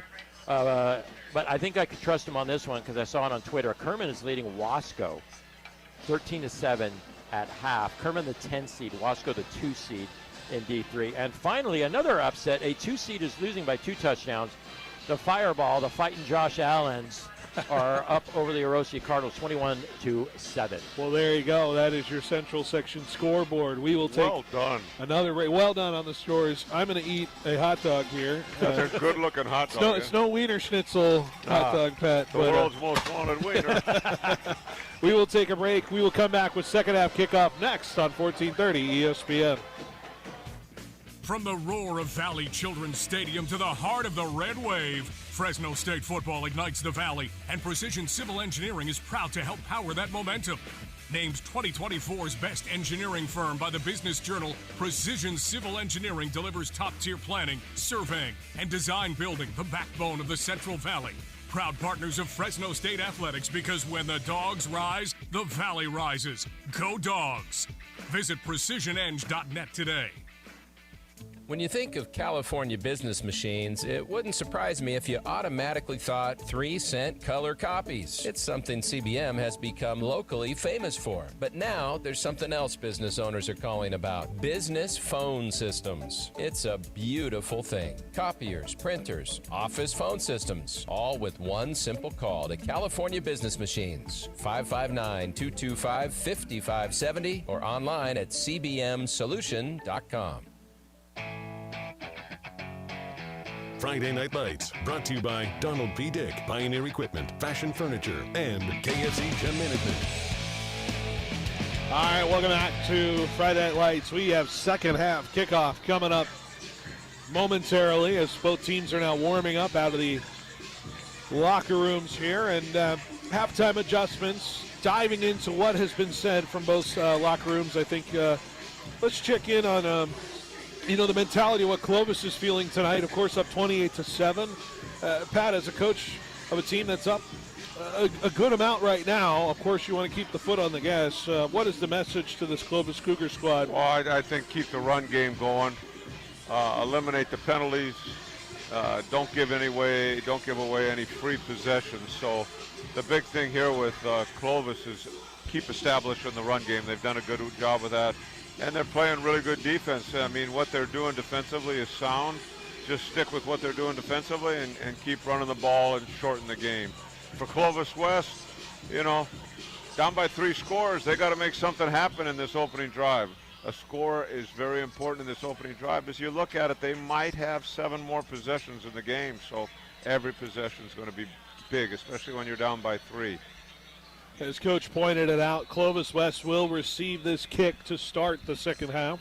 It was Clovis that won the cut toss and took their opening drive for a touchdown, so that's what they were planning on doing in this football game, and now it is Clovis West time to build back and climb back down 21. Clovis will kick from left to right. And a couple things really quick, Bill, before the kickoff. And, I think people all day seeing the rain fall and talking about the field. The weather has been zero factor in this game. We haven't seen any slips. There was the fumble, but that was a bad snap on Clovis West side. So weather, not a factor tonight. Be a little wear and tear on the field tonight, but it hasn't been a factor like you said. Back to receive Amir Wright, who will get the ball here at the 20-yard line. Now motions to the middle of the field and blasting forward to the 30-yard line and past it. And we'll see where they mark the football, but here comes J.J. Howard, who wants to mount a comeback here into this one. Now you said 17 is a freshman, huh? Amir Wright, yes. 5'10", 165 freshman. He had a big game 2 weeks ago against this Clovis squad. We haven't really seen him do much in this game tonight, but he could come alive here. I wonder if he's related to Rodney Wright. He's wearing his number. Yeah, good chance. I got to confirm that. So 2 wide receivers to the left, motioning out Major Lee, as now it's empty to throw to Lee on the far side and to his feet and incomplete. It was just kind of a rocket low from Howard, and he falls incomplete. That's just sound defense, Everybody's dropping and make them throw the ball short and rally to the football, and that's exactly what they did. I think 5 heard a little footsteps coming. Yeah. So heavy footsteps. Brings up 2nd and 10 as we get out to that same formation, but this time in the shotgun set with Lee next to Howard. Boy, Lee's got he's going to have to do laundry tonight on his uniform. Head to toe. What we've seen so far. Snap, Howard, quick little throw out. It's caught by Amir Wright, who slides down at around the 38-yard line, complete there. Just a gain of 3 on the play. Now brings up 3rd and 7. Yeah, trying to go short for the first 2 plays to open up this drive. A little bit of tempo right now, getting to the line of scrimmage. But yeah, that first throw was solidly played by Clovis's defense. Howard looking, throws to the far side, and it's met and caught. It's Amir Wright that's going to be a yard shy. It's going to be 4th and 1, and surely Coach Brown will go for it here. So this is a big play early in the second half of this ball game. 4th and 1 at their own 44. Down 3 touchdowns. Opening drive of this second half. Coming out with that same formation with the 2 wide to the left, 1 to the right. Ball at the far hash. Howard in the shotgun. Receives the ball, pressure coming. He's going to throw. It's going to be down the middle of the field. Amir right over his head and incomplete, out of the reach. He was open. He had a step, but Howard just sailed it a little over his head, and now Clovis takes over with the ball in fantastic territory. I like that on 3rd and short. I don't like it on 4th and No. short. Yeah, that's all or nothing with a quarterback that's not bad, but not super accurate. So now, with under a minute out of this third quarter, it is Clovis with the football at the 44 of Clovis West, up 21, and could add more here with Deegan Rose now on the field. I think they're just going to pound the ball. I mean, they're in that formation there. You should see a guard pulling here. That's the play they've been calling up. They're going to drop back pass, pressure, blitz, throw. Deegan Rose down the near sideline. Carlos Young comes up and grabs it over the defender again. He did it. One of those you got Moss plays. Well, that was not a well-thrown football. That was well short. Down to the 11-yard line, and Carlos Young goes and celebrates with Deegan, and here they go. Yeah, Deegan had a lot of pressure. They blitzed, and they hit him right after the throw. Guy crushed the back. Gosh. Standing tall, the pressure was coming, and he That's one thing about Deegan Rose. He is a tough guy in the pocket. You know, you go 4 years here and not miss a game, that's pretty good dependability. Especially after that first game. We usually mention on the broadcast. Now we go tight with Arsenault in turn handoff Caruso, and he's going to fall up the middle. Keeps the legs turning, dives forward for another touchdown. How did he stay up on that 11-yard touchdown run? You know, sometimes you get your biggest runs on counter through the A-gap. I've always said power and counter should hit the A-gap to bounce outside. That time, most people try to hit that play outside. That's an A-gap to start play, and he hit it in the A-gap, went through for a touchdown. Usually like putting a fullback in that spot, like big number 44 was in there? Yeah, they had both the guard and the tackle pulling and the fullback going, and the defense over pursued. He just hit it downhill in the A-gap instead of going out to B or C. That's a heck of a run, a heck of a read. Not many backs see that. Ryan Matthews was the best one I ever had at seeing that A-gap. The extra point is no good. It's wide to the right, so it stays 34-7. A Thiessen Duker Financial Consulting touchdown. That's 4 on the night for James Caruso. You think he wants to be our player of the game? We haven't seen him play a bad game yet this year, right? Like, he's been a dude every game we've broadcasted. I mean, we're watching a really good performance from this Clovis High offense, and we're watching a great performance by a sophomore running back as well. Set up by that underthrown ball that Carlos came back and caught. That drive was 31 seconds and 44 yards for Clovis on 2 plays. Caruso's a beast. That's all there is to it. He's got not many backs see that. They don't see it. Not only the physicality part of it, but the vision, the mixture of all of it. Sometimes some running backs have one element. You got to teach him down the road. Seems like he's got it all, Coach, in terms of. I remember we played Boise State and Fresno one year when they were 5th in the country at the time, and Ryan Matthews had 3 powers for touchdowns that were all over 50-yard runs, all A-gap hits. Nice. You're right, just hit the gap and a flag thrown on the near sideline. He's on his way to the 30, to the 20. Amir Wright is in for the touchdown, but we have a flag thrown right where he burst through the hole on the kickoff return. Right now it's a touchdown, but this surely will be going back. That is a backbreaker for the Golden Eagles. You know, when Amir ran that first kickoff back of the half, the way he accelerated and hit it, that shows that he is fearless because he did it again. He accelerated through it when, a lot of guys don't accelerate on kickoff returns. The great ones will accelerate it and get pounded in there every once in a while, but when they hit it like that and then it breaks open, they're gone. That's a heck of a run.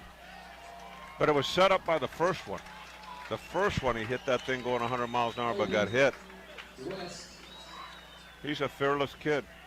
And I did get confirmation that he is, in fact, Rodney Wright's son. So another Wright coming through the Clovis West system. Well, I'll tell you what, if he's Rodney Wright's son, then if he's got his dad's toughness, it shows on those 2 runs, the way he accelerated in there. A lot of guys on kickoff returns won't do that. Yeah. And he's just a freshman. And with that fearlessness. I wonder if Rodney's here. I saw him a few games ago. You ever shake hands with him? Oh. He'll try to break your hand. Yeah, he still looks like he can play. He's in good shape. Oh man. Remember that performance against Michigan State? You talk about San Jose? Fearless. All right, Howard's going to delay the handoff. Major Lee, Lolo Clark got an initial on the tackle, and then it came in was Caruso to clean it on up.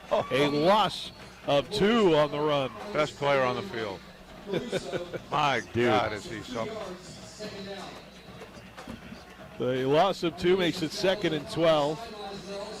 I'm going to tell Fresno State tomorrow you ought to offer him now. That guy is, I know people might get upset about being 5'9" or 5'10", but boy, oh boy, he's a football player. Howard hit as he thrown. Now it's the far sideline. A one-on-one ball, and it's incomplete. Oh, yeah, and it is an interference. Yeah. Amir Wright was the intended target. I think they're calling it on the guy that was on number 2, number 21, I think. Yeah, he was draped all over him. So we'll see what the call is. But either way, it was defended by Clovis there, number 21. That fearless thing again, right? You're going up, you're putting your body on the line, going after the football at the highest point, right? You work kind of back to the football, right? So now we're marching the ball forward. The Clovis player never played the football. Yeah. He just went right over the top of him, not looking back. That was a pretty easy call. Move the ball forward to the 34. It's first down now with the yardage on that penalty, and now we get in the shotgun, and Clovis West has just got to play giddy-up football here. 4 down lineman for Clovis, 3 wide to the right. Snap, Howard going to throw one-on-one ball. It's going to be over the shoulder in the reach and grab of Andrew Garcia. Nice toe tap on the sideline too, and it's into Clovis territory at the 41. Couldn't put it any better for Howard there on that throw. Well done. Defender was draped all over Andrew Garcia. Nice concentration from number 16. He's only a sophomore on this offense as well. I'll tell you what, that offensive line's having a hard time holding up in protection. That ball's coming out fast, but he's got nobody over the top again on 16. And we got a false start here. It looked like a little early movement from that offensive line from Clovis West. Moving back 5 yards, makes it 1st and 15 now.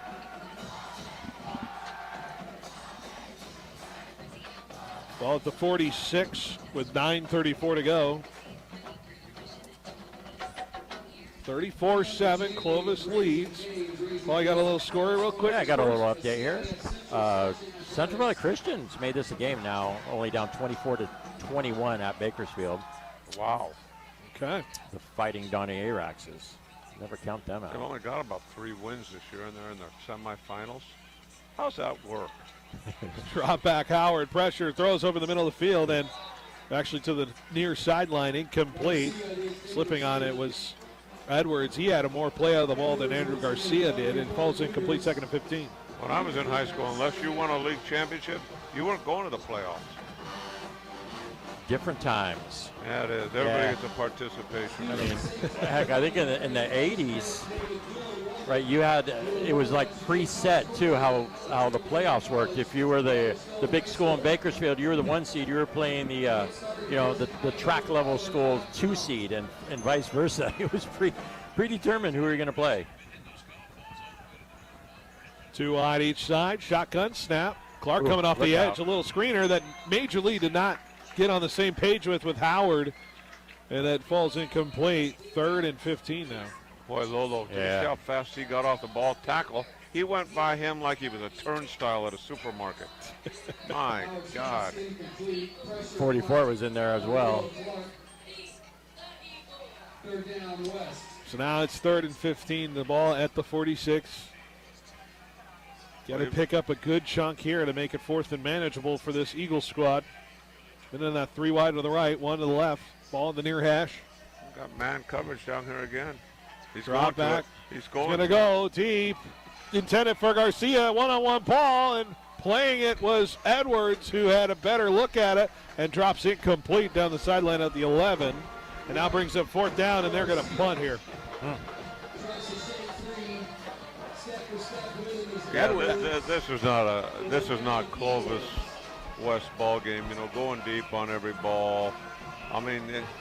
going to be hard to catch up. Now, what Clovis ought to do is just grind out this clock. Yeah. We've only had a little under 3 minutes passing through the second half. We felt like we had like 30 plays. Well, that's because Clovis West is throwing it every down. Yeah. They're incomplete. Major Lee set to punt it away. Snap. Caught at the 40. Get a low liner that's going to roll to around the 10-yard line. And the coverage team is going to fall on it at around the 2. So Clovis lined up way back in their own territory with 9:08 to go. They're up 34-7. Yeah, this has been a long quarter, right? Like as far as real time wise. Well, Paul, what are the? Do we get a touchdown here from Clovis? We could get to running clock territory. Is that, what are the rules again? 35 points in the fourth quarter. So I don't know if it's in effect in the playoffs, though. I'll have to check on that. I think we've seen some of it, but we'll check on it. All right, here's Rose. He's standing in his own end zone, turns to Caruso, handoff. He bounces out on the right side edge. He might be even tackled in the end zone. Should be. And that should be a safety. Should be.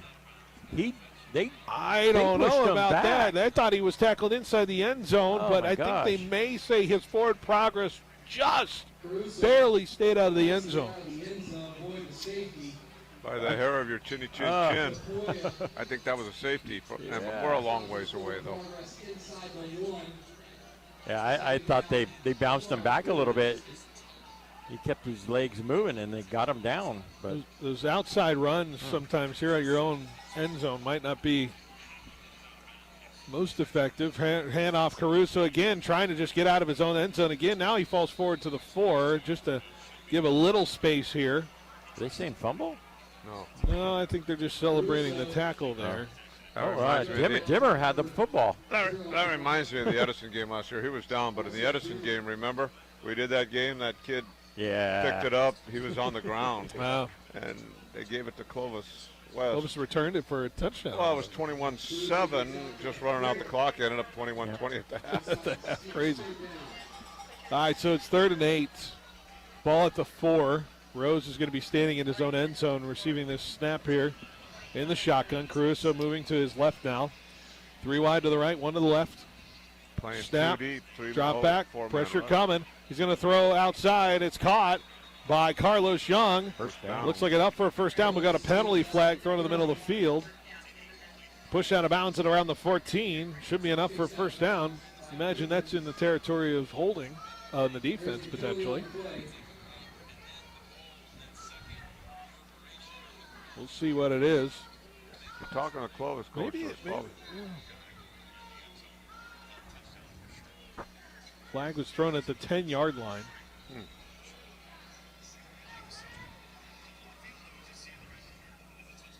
Original spot of this ball is at the 14. They're clearly looking at the Clovis coaching staff, so it is on Clovis West. Decline it. It is a holding on the defense before the throw. They're going to assess it. Oh, wow. 10 more yards. That's a big gain. So move is to the 24, and Clovis now out of that territory. Backed up in their own end zone, and now they're ready to roll on this drive here with 7:30 to go. Up 34-7 on the Golden Eagles. It's been all Clovis Cougars tonight. Rose in the shotgun. Takes the snap, now assesses what he's looking at here with Clovis West. A lot of plays come from the sideline.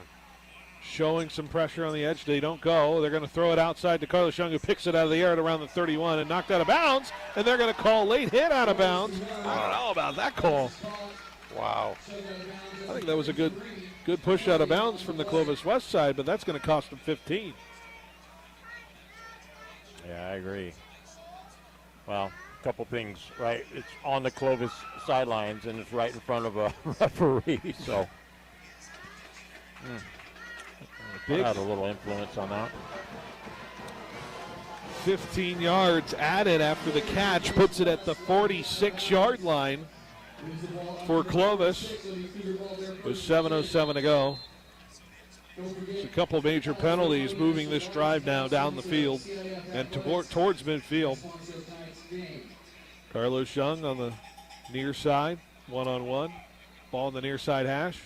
Now we're going to hand it to Caruso, and behind the line tackled and trying to punch it out was Titus Dimmer. We do have a penalty flag thrown on there. Jeez. Late tackle after it. They were really trying to rip the ball out from Clovis side. Flag was thrown on the snap from the back judge on the near sideline. I'm wondering what this call could be. He's explaining something to the Clovis West player that might be the offending player. Is there a hold at the line of scrimmage? I don't know what it could be. Didn't let him release or what? I mean, well, it's a run play, Paul. Wow. Face what mask. What are they calling? They called a face mask. He must have grabbed a face mask on a block. All right. It's inconsequential to the play, but I guess when you see it, you see it. So, ball's now moving to the 39-yard line. We've had 3 penalties of 15 yards move this ball down for Clovis. I got to imagine they don't have many yards of offense on this play, on this drive. 7:01 to go. Rose claps the hands, turns, hand off Caruso to the left side, trying to get to the edge again. Titus Dimmer, hello to the ball game here. We haven't called his name much, but nice tackle on the edge there to minimize no gain there for Clovis. Yeah, you know that kid. He'll play to the final whistle. He's tough. Eric Brown told a story in the opening kickoff of the season for Clovis West. He gets his hand cut up in an opposing player and rips the flesh off of it and the bone's sticking out. And he wants to stay in the football game, and he did. Just put a glove over it and kept playing, and then after the game got it fixed. Better than a Schinberger. Here it is. There it is. Rose throwing deep down the far sideline. Carlos Young, one-on-one, makes the grab. Touchdown, Cougars. 39 yards. Carlos Young enters the scoring here with his first touchdown of the night. Rose with 4. I thought Clovis would win. I didn't think it would quite be like this, though. Their offense has been really good tonight. Yeah, I thought that might come, right? Just penalties from Clovis West, run the football. Hasn't really worked on this drive. They've got Caruso a couple times, but yeah, just throw it up, let your dude make a play, and that's exactly what happened. Lisa Nuker Financial Consulting touchdown, 41-7 with 6:12 to go. We'll take a break. We'll be right back on 1430 ESPN. Football fans, it's Phil Bonatti with Behind the Bench. The season is heating up, so bring your tailgate to mid-season form with Grocery Outlet in Kerman, Sanger, and Fresno's Southeast, Downtown, and Northwest stores. Stock up and save big on quality meats, snacks, drinks, beer, and wine. The same great quality, but always at lower prices. And while you're there, enter the Tailgate Ready contest to win 2 tickets to the next Fresno State home game, plus $100 for your tailgate. Only at Kerman, Sanger, and Fresno's Southeast, Downtown, and Northwest grocery outlets. Welcome to A+ Signs. Thanks. Yeah, I need some custom exterior signs for my business. Great. What's the name of your business? C+ Signs. Wait, you own a sign company? Yep, C+ Signs. And you want us, A+ Signs, to make your signs? Yeah, I need them really fast, and we can't touch our turnaround times. We are kind of known for that. For signs that stop traffic, drive traffic, and even direct traffic, call A+ Signs. Remember, A+ has great technicians to service and repair signs, too. Yeah, we got a guy, but he's afraid of ladders. Friday Night Lights, brought to you by Donald P. Dick, Pioneer Equipment, Fashion Furniture, and KFC Gem Management. All right, welcome back. 6:12 to go. Clovis all over Clovis West, 41-7. We knew these were high-caliber teams. Yeah. I just don't know if we would have saw this coming from Clovis, how dominant it has been tonight really from one side of the football. Yeah, it really has been. And if So, you know, sometimes people say it's really hard to win it twice. Well, one year I was at Cleveland. There's our guy. There's our guy. Right, who's trying to burst through the line. Ball pops up, and Clovis has it. It fell right into the hands of number 16. That's Aiden Miley, right place, right time. And that's an unfortunate break for Clovis West, and Clovis will have the ball again. I was at Cleveland, and we finished the year 13-3, and two of our three losses were the Pittsburgh Steelers, and we went and played them in the semifinals of the East.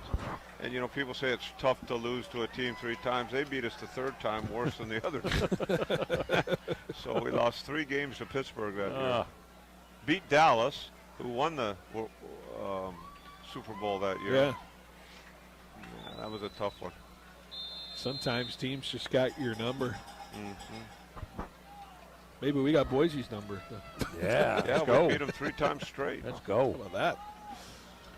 Well, Clovis now with the ball, 41-7 with 6:05 to go. Just when it rains, it pours. Sometimes here in this game, Caruso going to take the handoff. He squirts out it around the left side, but just a yard behind a tackle for loss on the Clovis West side. Good pursuit. Dominic Tafoya coming out of that play. This makes it 2nd and 11. The big run he had was on that same exact play, but as A-gap cut, he's a little wide on the last 2 counters he's running. Both of them have been no gain, a loss of yards. They're probably going to talk to him about that right now. Yeah, here he comes, and I think they're going right to the film. Showed him on the iPad right there. Showing him right there, yeah. He's hitting it too wide. So here's Caden Arsenault, who's in at running back right now from number 44. Rose in that pistol. He's going to turn. Hand it off to Arsenault, who just mauls a guy forward and has him dragging from his feet. Just a yard shy of a 1st down yardage. That is a locomotive that's moving forward. Caden Arsenault. Wow. Yeah, and he's not taking any passengers. No. He's a runaway freight train. Boy. 3rd and 1. Where are we turning? I would guarantee it's 44 again, who just bangs forward on the initial contact, and enough for a 1st down. Just a gain of 1, put him at the 40. Boy, you can probably hear that hit from up here. That initial contact. Yeah, they were showing old Caruso on the sideline about that counter. Last 2 counters he's hit, he's been way too wide. That's not like him either. First one he hit down here went for a touchdown from about 20 yards. Ball the 40, turn handoff. Arsenault again trying to squirt through to the left side. He spins down and is put up there on the 38. He really doesn't squirt. You know, he just sort of pounds through. He just kind of pounds through. Caruso might squirt through. This guy doesn't squirt through. He's a good high school football player. He's coming out of the game now, and here comes Caruso checking in, and we'll see what Caruso. Yeah, they're lined up to run that counter again. Same formation. You might see counter back to left side here. 4 minutes to go in this 3rd quarter. Cougars up 34. Nope. Running right to the right side. He gets through a tackle down inside the 30 and to the 24-yard line. That's where Caruso will run. It's a penalty flag, though, at the 31-yard line in the area of holding. Yeah. That's like a power OG play. Front side guard kicks out the end. Backside guard leads into the hole. They've been running that play a lot tonight. That counter and just inside zone. That hold was at the 2nd level of that run, so it's a loss of 4 on the penalty, makes it 2nd and 11 at the 41. 3:49 to go. Sean Murray coaches the defense, doesn't he? Yep. Hoover High School, heck of a player, played at Fresno State. I remember recruiting him. Good guy, does a good job with his defense too. Snap, Rose, just going to quick pass out to Edwards, who gets over a defender now through the 35. There was a defender coming down to him, but able to get by him and gain some yardage here. Makes it 3rd and manageable. Ball at the 33. And I think we might have mentioned this, Phil, when Clovis lost at Central, but one of the things that impressed us about Clovis offensively is they finish plays, right? They don't dance around a whole heck of a lot. They know what gaps to hit for the most part, except Caruso, and he's made some adjustments. Very well coached football team. Yeah. Arsenault cut down at the line of scrimmage. Number 8, Kamakana Corpus there with the tackle. Actually a tackle lost for 1. Makes it 4th and 4.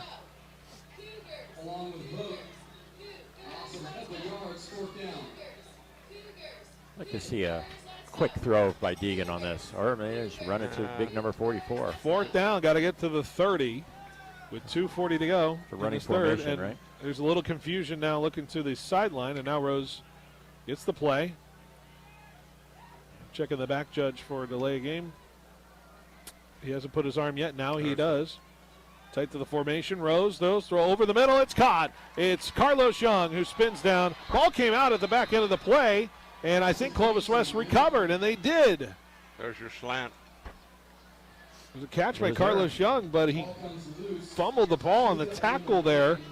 In on the recovery was Titus Dimmer, and now Clovis West will take over at the 23-yard line. So I think that's our first turnover from Clovis tonight.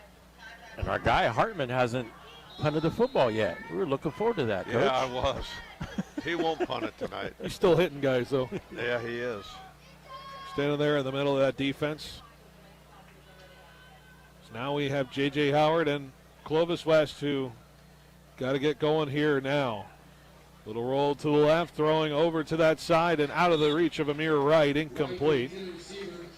Intended to him right around the 38-yard line, but makes it 2nd and 10. Little mist coming down again in this stadium, or that moisture that is hitting the Central Valley all weekend and beyond.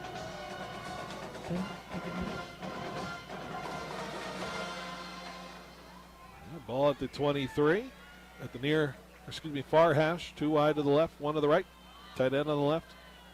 Pistol formation, Howard with Major Lee behind him. Makes the handoff, throw over to the far sideline, and just out of the outreached arm of his intended receiver on the far side, Andrew Garcia, incomplete. Bombs away. Yeah, they're trying to get it all back, and they have to. How these corners played on those one-on-ones, they've really been keeping up with those receivers. Yeah.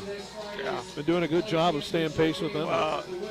They don't really have anybody that can run away from them. Wright's probably the fastest of the group, and they're playing off him. And, the defense is playing with confidence as well.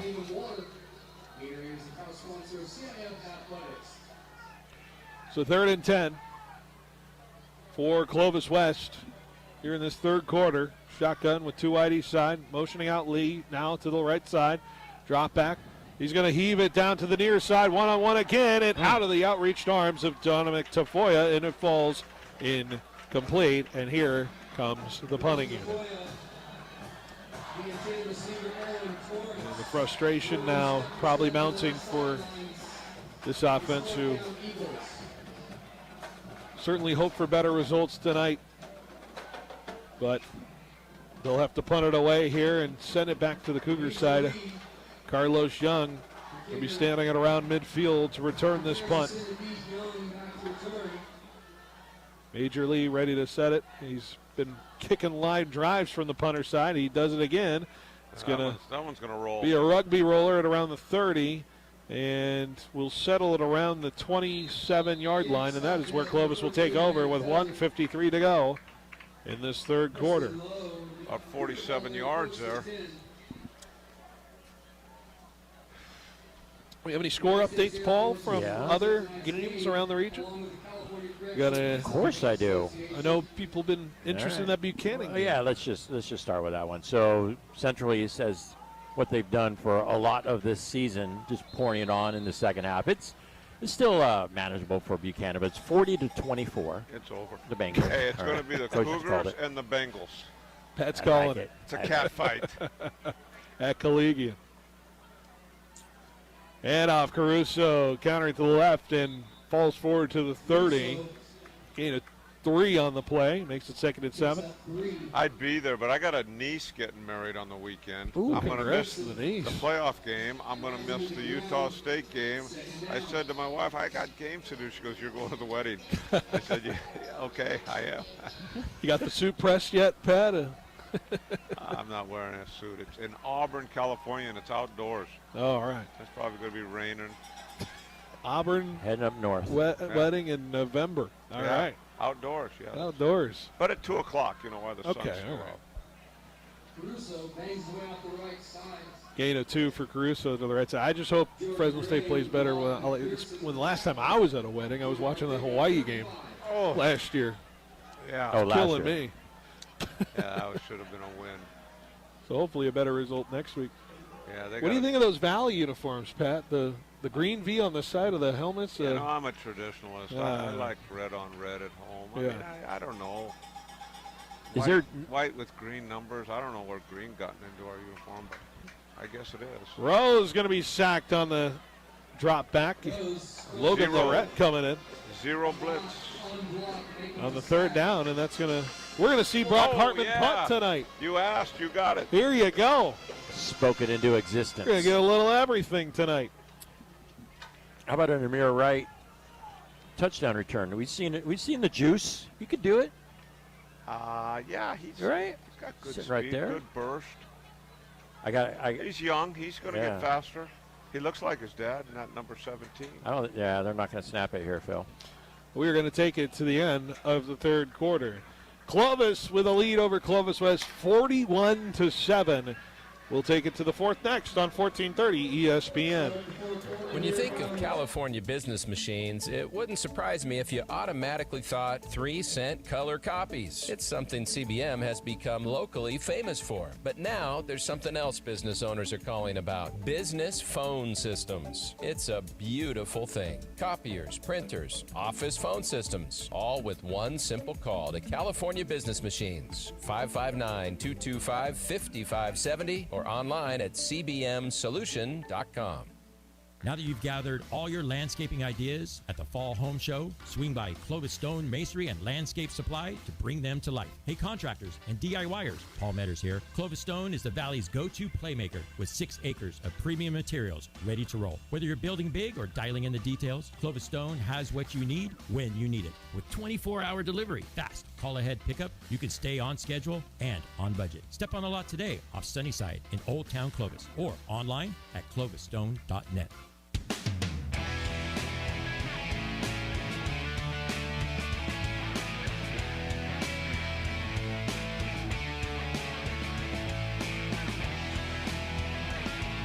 Friday Night Lights, brought to you by A+, Mega Prints, California Business Machines, and Roger Dunn.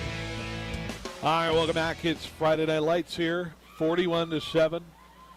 A misty evening as we have now reached the 4th quarter. Brock Hartman punting away, a spiraler to the, and he shanked it off the left side of his foot now. Yeah, he's been busy playing defense. He was due. He was due. Oh, he's doing the old shimmy, like stretching out his calf right now. Yeah, he might have a cramp. Did something there. What's more difficult, punting or place kicking? Oh, place. I don't know. I don't know the answer. I don't know. Punting more difficult. Well, judging by my experience, I've rolled the ball trying to place kick, so I have not been able to get it off the air. So I think place kicking is harder for me, at least for me. I don't have the body type to place kick, though, unless you can call it a Janikowski body type. Straight toe? I can see you being a straight toe guy. Maybe the steel toe boot. Yeah. All right, J.J. Howard drops back, throws over the middle of the field, out of the reach of his intended receiver, as it's Logan Lorette that was set up in the middle of the field, but just a little bit to the right side, incomplete. That punt went to the 33-yard line, by the way, of Clovis. So Clovis West into Clovis territory here. Pretty deep, but now brings it 2nd and 10.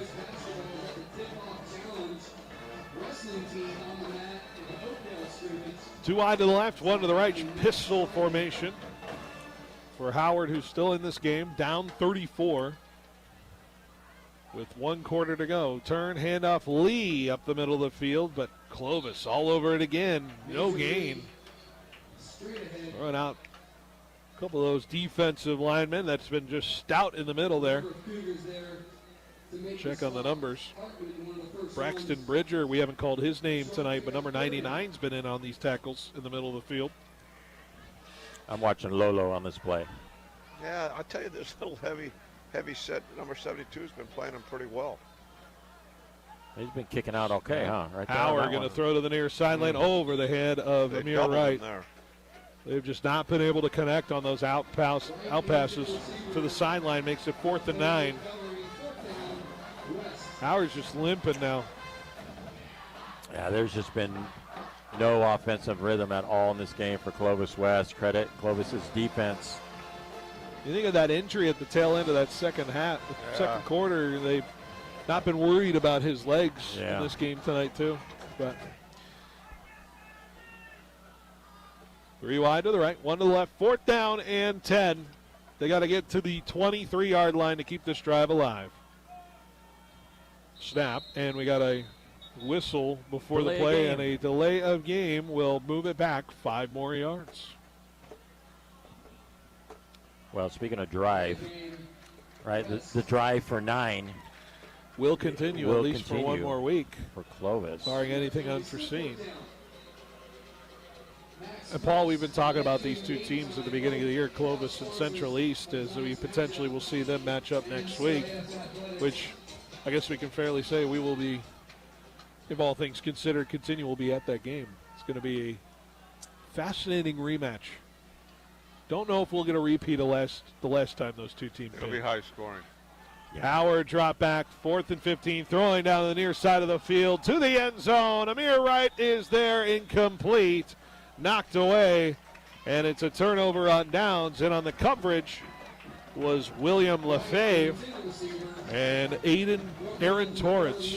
Yeah, both Clovis West guys are limping off. I don't think 2 guys are supposed to be in that same spot, but nonetheless. You are correct. Well, you want to see from this Clovis side, maybe the coaching staff want to see one more drive finish here, and you could officially put the dogs to bed, which I think put the dogs in the truck. Oh, the dogs have been in the truck for a while.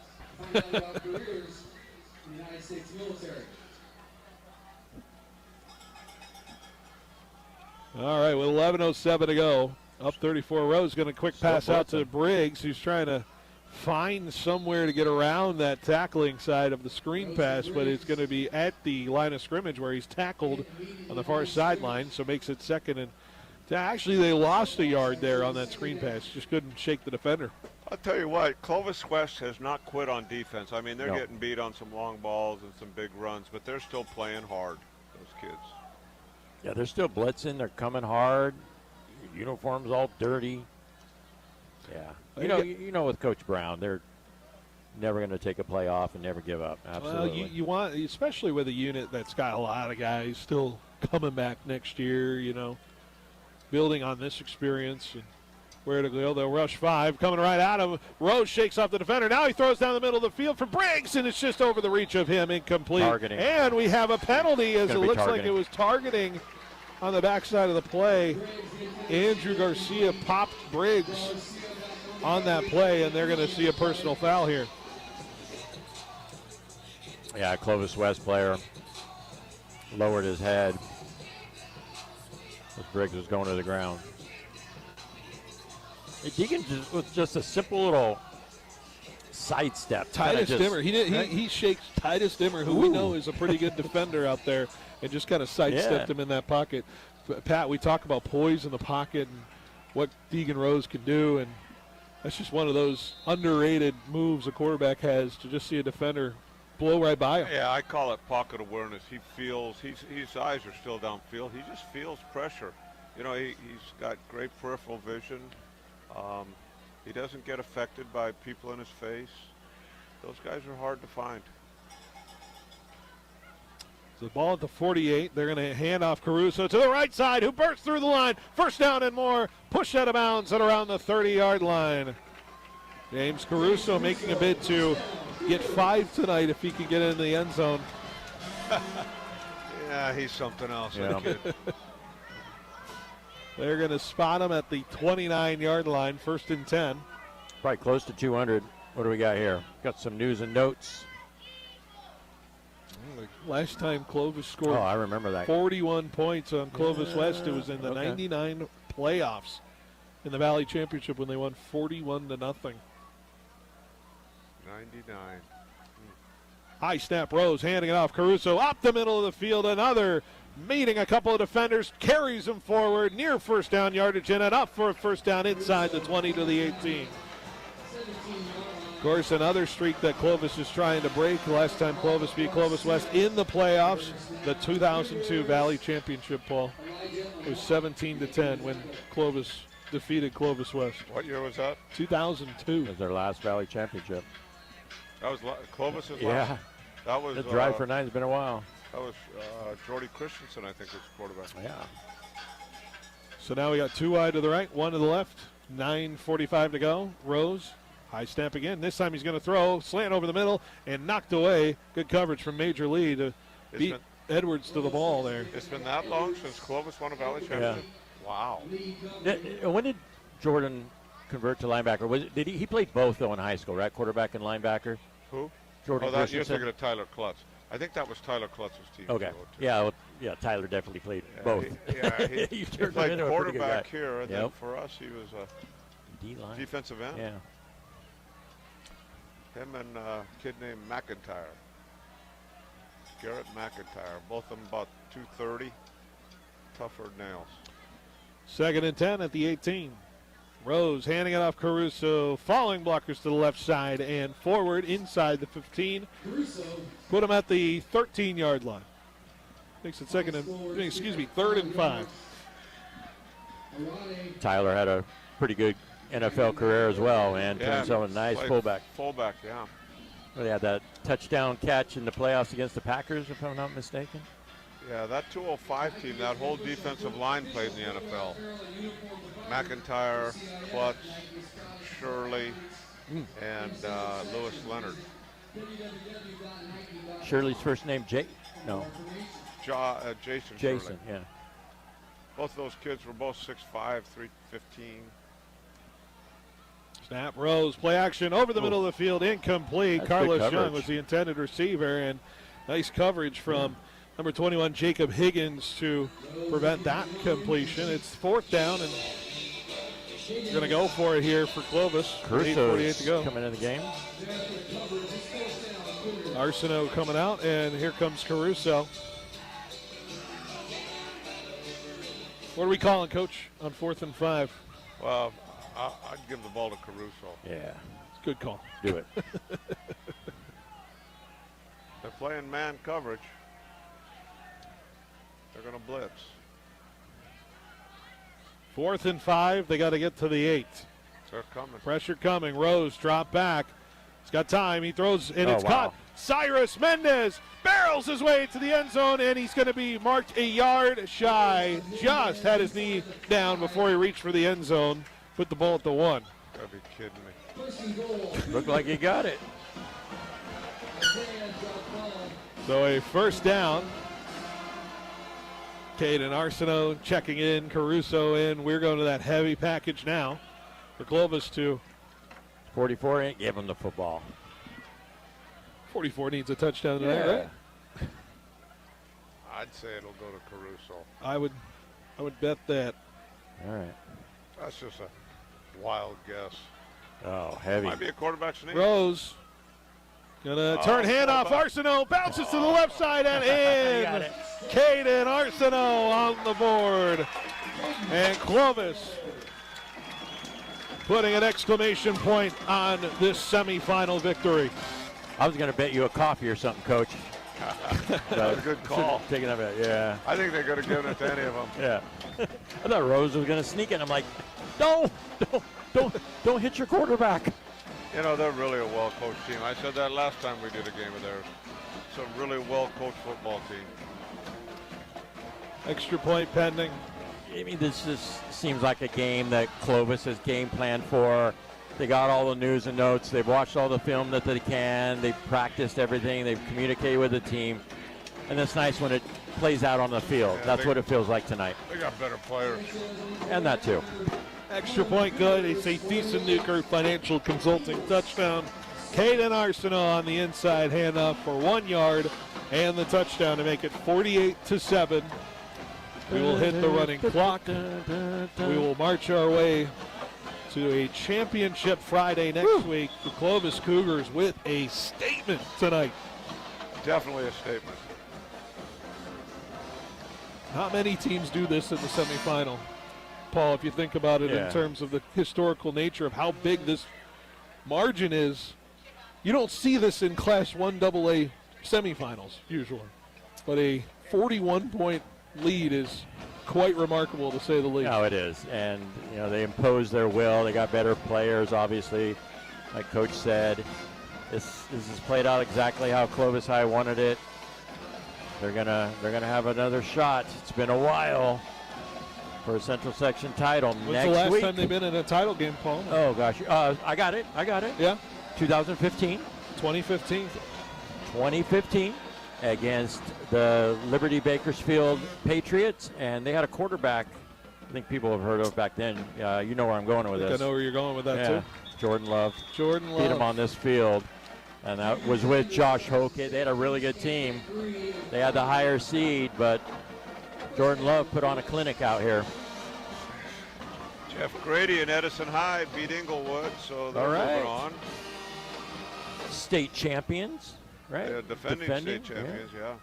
Beating that Central team last year. Ugh, that was a tough one for Central. They had a lot of chances, I'll put it that way. A lot of chances in that football game.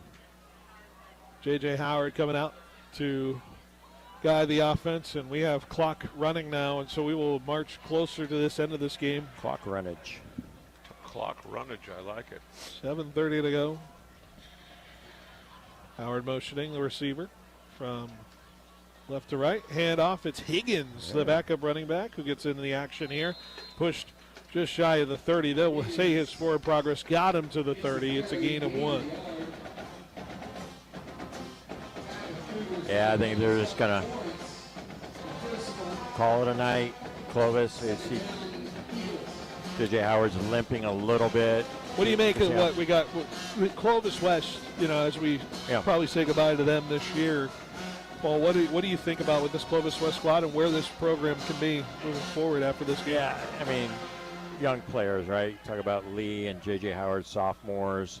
They're all skilled guys, so they got to improve their exactly offensive right. and defensive line. Yeah, that was my next point.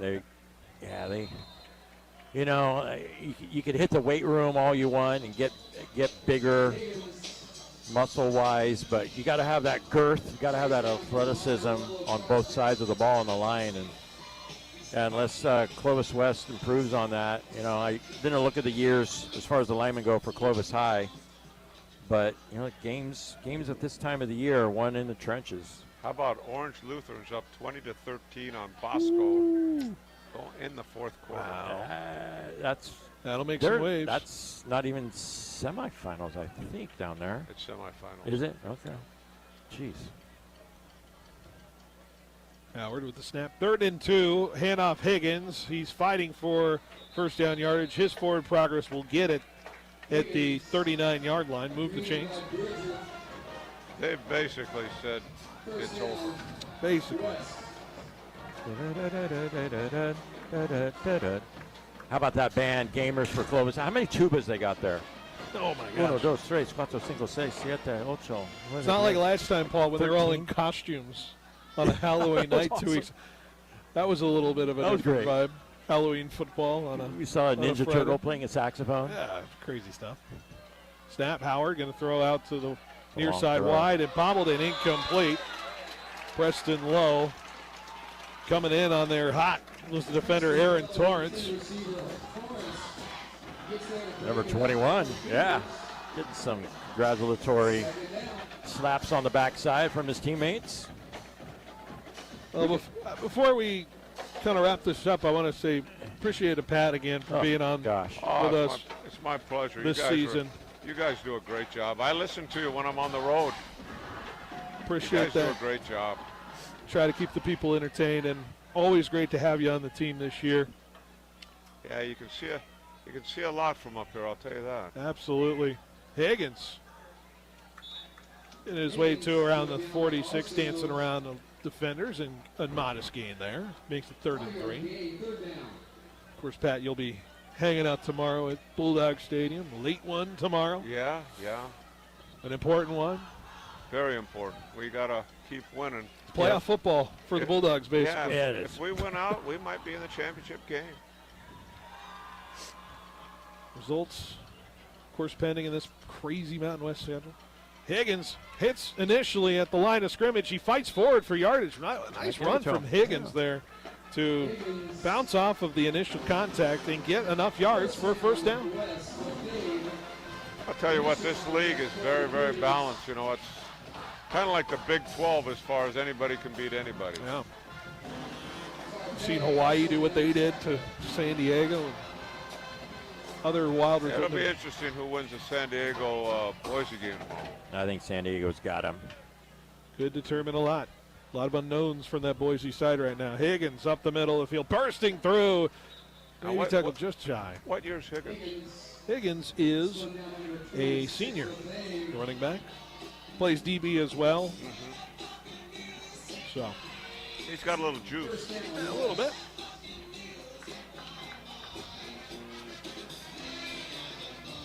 We get some good carries here. Clovis is playing all their backup kids. Yeah. Good to see your guy Brock Hartman I out see there. Big Brock, yeah. Looking for him. Coming out. I don't see 18 out there. He's down there at the bottom. No, he's on the sideline. I'm saying he's not out there. Yeah. Oh. So Howard low snap. He's got to carry it himself. He's on that carry himself on the option play, and he gets past the 35 down to the 34-yard line. I'll promise you his knee's okay. I think it is. It looked good on that one. That was more of a... Yeah. Well, when you get beat 48-7, things hurt more. Things hurt a little bit more. Yeah. It's a little creakier on the walk to the bus, a little creakier on the walk home. And sideline's colder. Yeah. Kind of how Boise felt a couple weeks ago. I've been on some cold sidelines. Under 2 minutes to go here, approaching 2nd and 3. Clovis West with Howard carrying himself again, and he's going to be carried and guided out of bounds. Well, what do you say?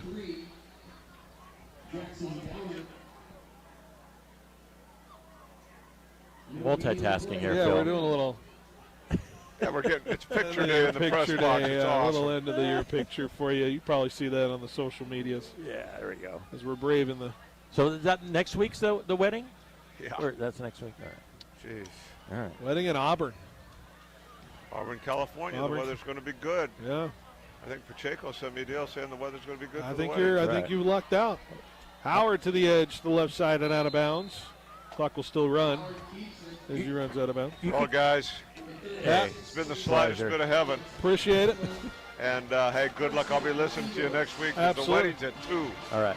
So give me something to do in the evening. Is listen We'll to have you a guys. great one with It should be a great game. Central East and Clovis rematching at the end of the year. It's a cat fight. Bengals and Cougars. Bengals and Cougars. All right, guys. Appreciate it, Pat.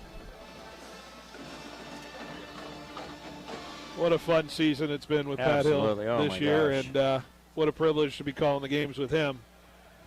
So we pretty much hit this last play of this game. Howard's going to throw to the far sideline. It's caught.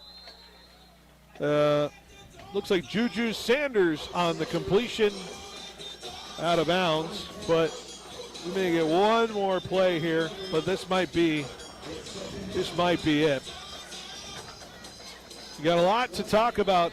Stay tuned for the Clovis Stone Masonry and Landscape Supply post-game show. After this is over, we'll crown a Valley Athletics player of the game and go over the scores and react to this one and what we got next week. One last play. Howard going to throw to the end zone. It's going to be knocked away and incomplete. And That's that is your ball game. Clovis wins 48-7 over Clovis West.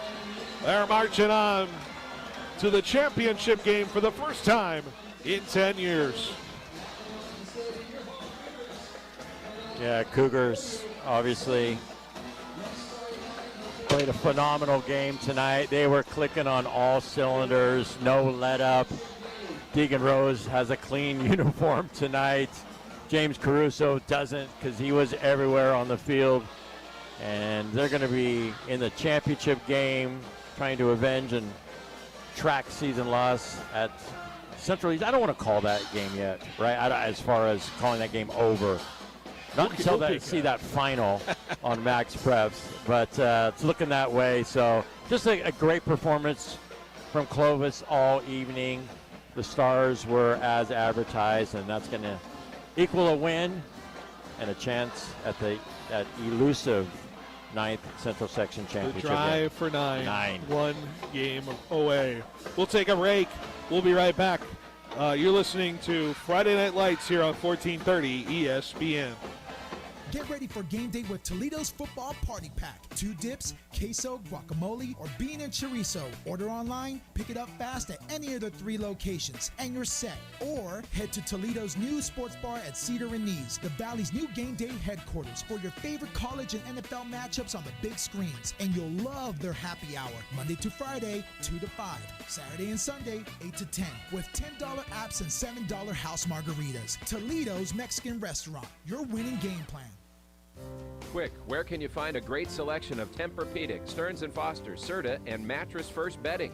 Easy. The same place you'll find adjustable beds, sheets, pillows, mattress protectors, and more. Sleep Retreat, inside fashion furniture. It's the same place you'll find 150 recliners, custom upholstery, leather sectionals, dining furniture, and even office furniture, not including thousands of decorating ideas that you're really gonna love. Fashion Furniture on El Paso, across from River Park. There's nothing like it in all of California. At FFB, we know behind every business is a person. That's why we're more than a bank. We're a partner, a farming-focused bank for hard workers, a future-forward bank for big dreamers, and a family-friendly bank for the next generation of owners. From first ideas to major milestones, we're here to help you chase your goals and score big. So what can FFB mean for your business? Find out at ffb.bank. That's ffb.bank. FFB Bank. Let's win together.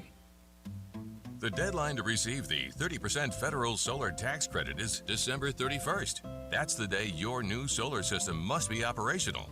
The deadline to call Donald P. Dick is Friday, November 21st. A new solar system starts at under $10,000. Donald P. Dick will provide a proposal with all the details for you to make an informed decision.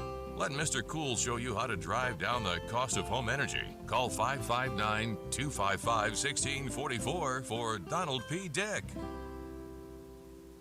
Fresno County is filled with talent, but opportunity doesn't always reach every student. The foundation at FCOE is just $100,000 away from reaching our $1 million endowment for excellence. This fund safeguards life-changing programs, from academic decathlon and career expos to arts, leadership, and college readiness, ensuring opportunities for students now and for generations to come. Join us. Every gift builds tomorrow. Visit fcoefoundation.org/raise to 1 million. Citrus season is here, and once again, growers are choosing orange over blue because Kubota means less downtime, easier controls, and better value through the long harvest stretch. When you're racing weather, labor, and time, uptime matters, and Kubota delivers. So, turn to Pioneer Equipment, your authorized Kubota dealer, for the tractors and service they depend on. With Fresno and Reedley locations, Pioneer Equipment, your authorized Kubota dealer, is ready for you this season. Visit Pioneer Equipment, your authorized Kubota dealer, today. Online at pioneerequipmentca.com. Friday Night Lights, brought to you by Donald P. Dick, Pioneer Equipment, Fashion Furniture, and KFC Gym Management. All right, welcome back. It is the Clovis Stone Masonry and Landscape Supply post-game show here on 1430 ESPN. And joined by Paul Metters here for the final 48-7. Clovis leads and wins. I believe they lead wire to wire in this one tonight as well, Paul. It's just remarkable, the performance they put on tonight. You gotta give all the kudos to what the Cougars were able to put together in this football game.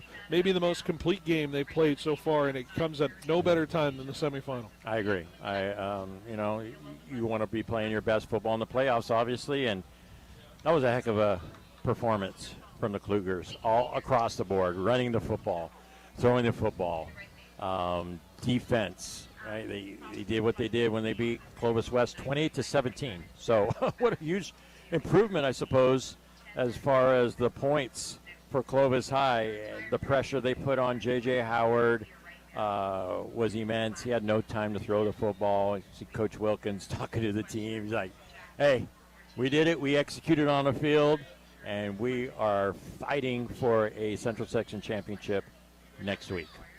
It's a remarkable effort they had, and it'll be interesting to see where they adjust. Of course, we will momentarily maybe know who they are playing next week. The game's still going on. Game's still going in terms of that. So before we get to those scores, though, Paul, we got to talk about a little thing called the Valley Athletics Player of the Game tonight for this one. I think we can say it on 3, right? No. We haven't discussed this, Phil. Okay. Right, so last game we gave it to Cyrus. The Salinas game, though, who did we give it to when they beat Salinas? I think we gave it to Lolo Clark. He was remarkable in that game. It was our favorite guy. I think we gave it to Lolo because of how incredibly destructive he was in that game on defense. He was destructive. On the count of 3, this is like rock, paper, scissors, and shot the name. Well, can we go or am I chickening out? Okay, all right. I always like it to give it to seniors, though. I always prefer seniors. I get it. Okay. Just say it, Phil. I'll go along with you because, Pat Hill confirmed it.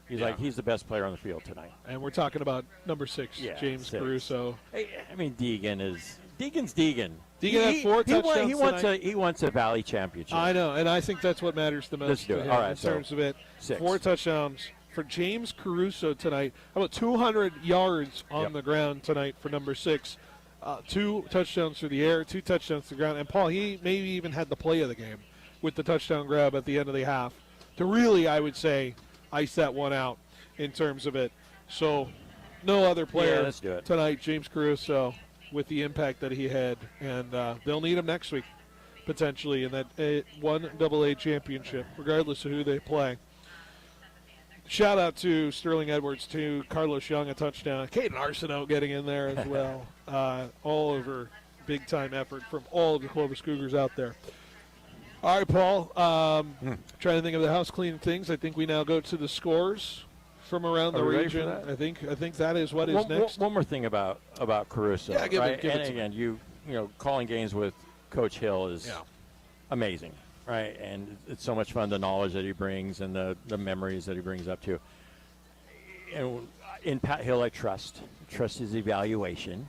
And what did he say, Phil? Literally on air. He's not saying this off air. He's saying in the microphone for everybody to hear it.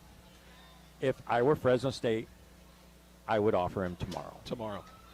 He said that on air. He sees it in a D1 back and what Caruso has been doing, not just Paul, the physicality of the way he runs, but the vision, the intent, the ability to see the gaps and find those gaps, especially he mentioned it on the 1 touchdown run, the counter where he finds the A gap and is able to burst through and is really a smart football player with a lot of potential in front of him, and he's only a sophomore. Makes diving catches before halftime. Unbelievable stuff. And plays mean linebacker. Not a soft linebacker. A mean linebacker. So, all right, Paul. Let's go to the scores for around the Central section. What do we got from around the Central section tonight in the playoff picture? Well, we got quite a few finals. A few are not finals. Oh man, that's an interesting score. Bishop Union, they advanced 22-19 over Cabrillo. Minarets holds on for a 10-point win over the Fighting Mendoza's. Mendoza's, I should say. I combined Mendota and Aztecs. Mendoza's. The Mendozas. Yeah, 31-21. That is a final. Bakersfield High School, the 2 seed, they hold off Central Valley Christian 31-28. Only a 3-point win for the Drillers. Congrats to CVC for making that a really good football game. Roosevelt 32, North 26. So I don't know if I trust this because it still says third quarter.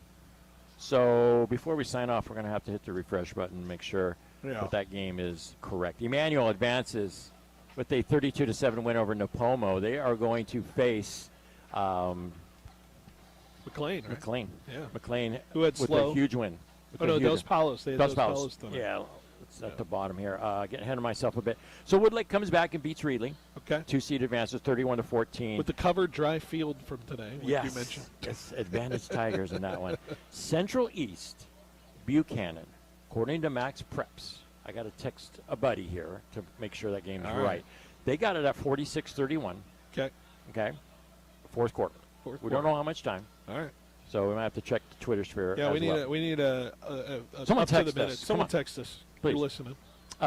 Bakersfield Christian advances to the championship game, D1A, big A, capital A, not 2 A's, 1A. 16-7. So about what we thought. I thought it'd be a 21-14 Good effort spread. from Sanger. Good effort. Good effort from the Apaches. Good bounce back from this season, starting 2-3, and to get that. Yes. That kind of season out of them. Yeah. Great job by Coach Logan, though. Absolutely. So tough win. So they're going to advance. And who are going to play? You know what? I'm going to skip ahead. They're playing Liberty of Bakersfield, who beat Hanford 35-14.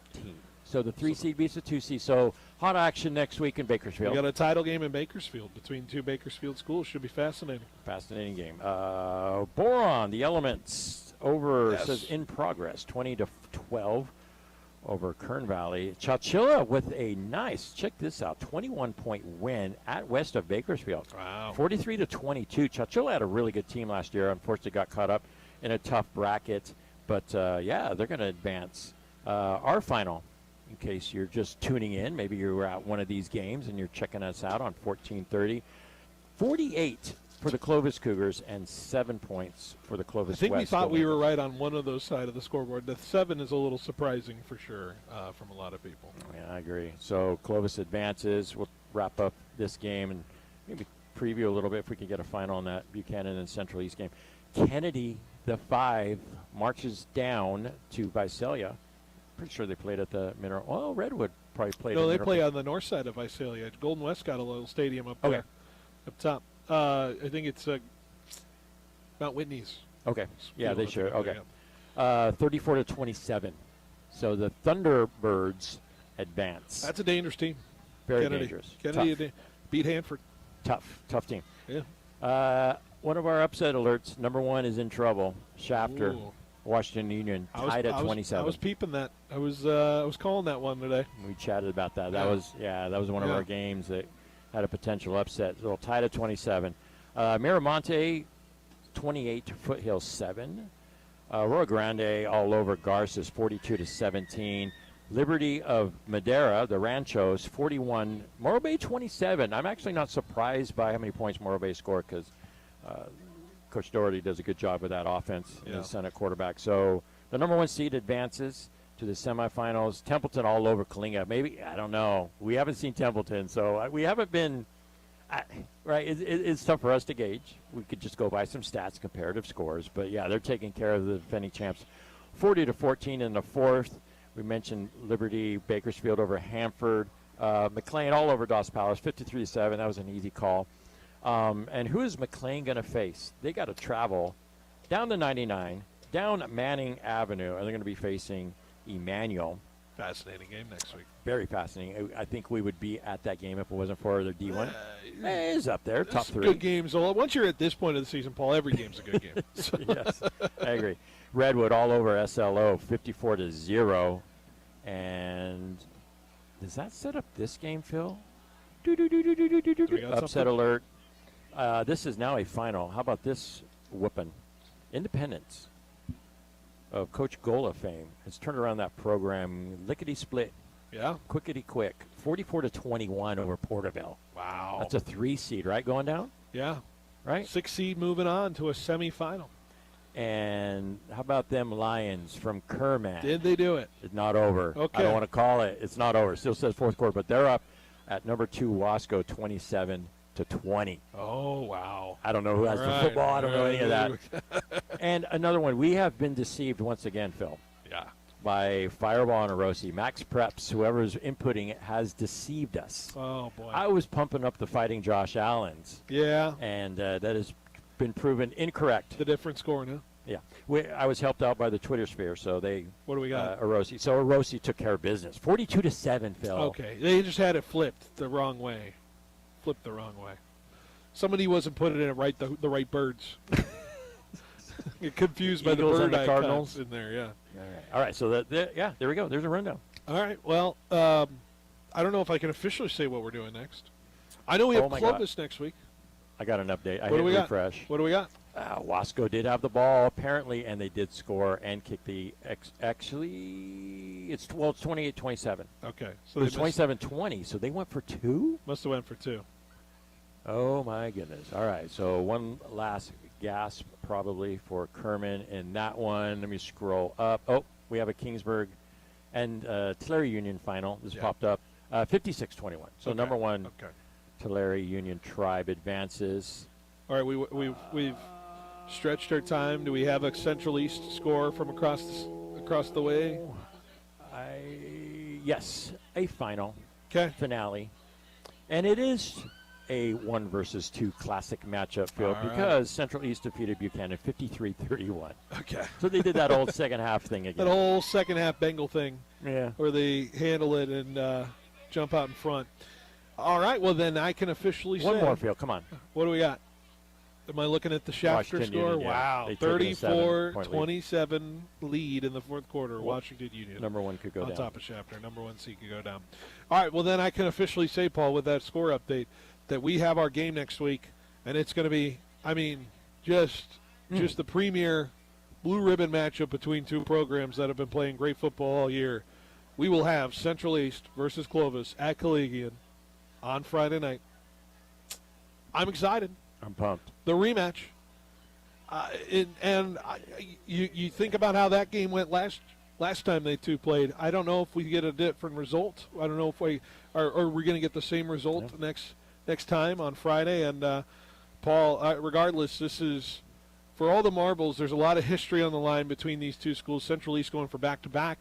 Clovis, that drive for 9. They've been talking about it for a while, and we're going to get either result next week. I can't wait. I gotta say this. Knowing what each team had coming into the season, I was going to be mad if the final championship game was not going to be this matchup. I was going to be mad, right? And here we go. So I'm not mad. I'm glad. I'll say this: it wasn't a straight arrow to this championship as we may have thought, but it is. It has been maybe not. It's been a wonderful journey, and Paul, we are excited to bring that next Friday.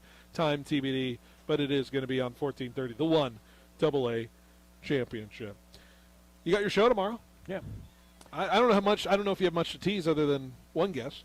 Uno. You're going to be working the phone lines tomorrow.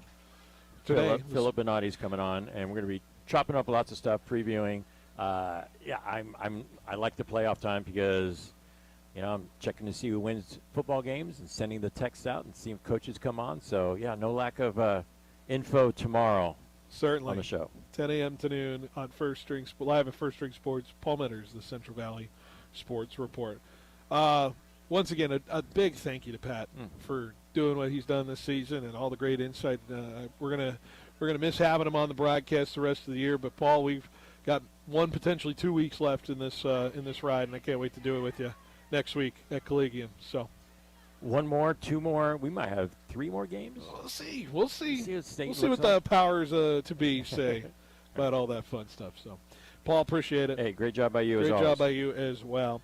For Paul Metters, for Pat Hill, for Tanvir, who's been here on the social media front, for Chloe, who's been on the social media front as well, for Joe, who's been around as well, setting up the signage, and for Jorge, producing in the studio as well. It's a final tonight from La Monica. You've been listening to Friday Night Lights on 1430. Once again, your final score, Clovis 48, Clovis West 7.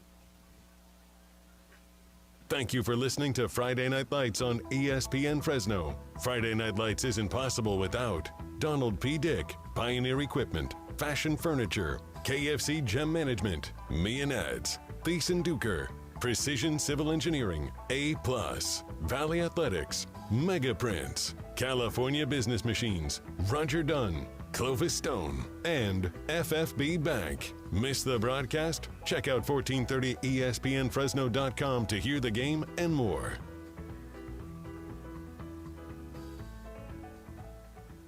Hey, it's Phil Benatti from Behind the Bench for my friends at Valley Athletics, the new go-to.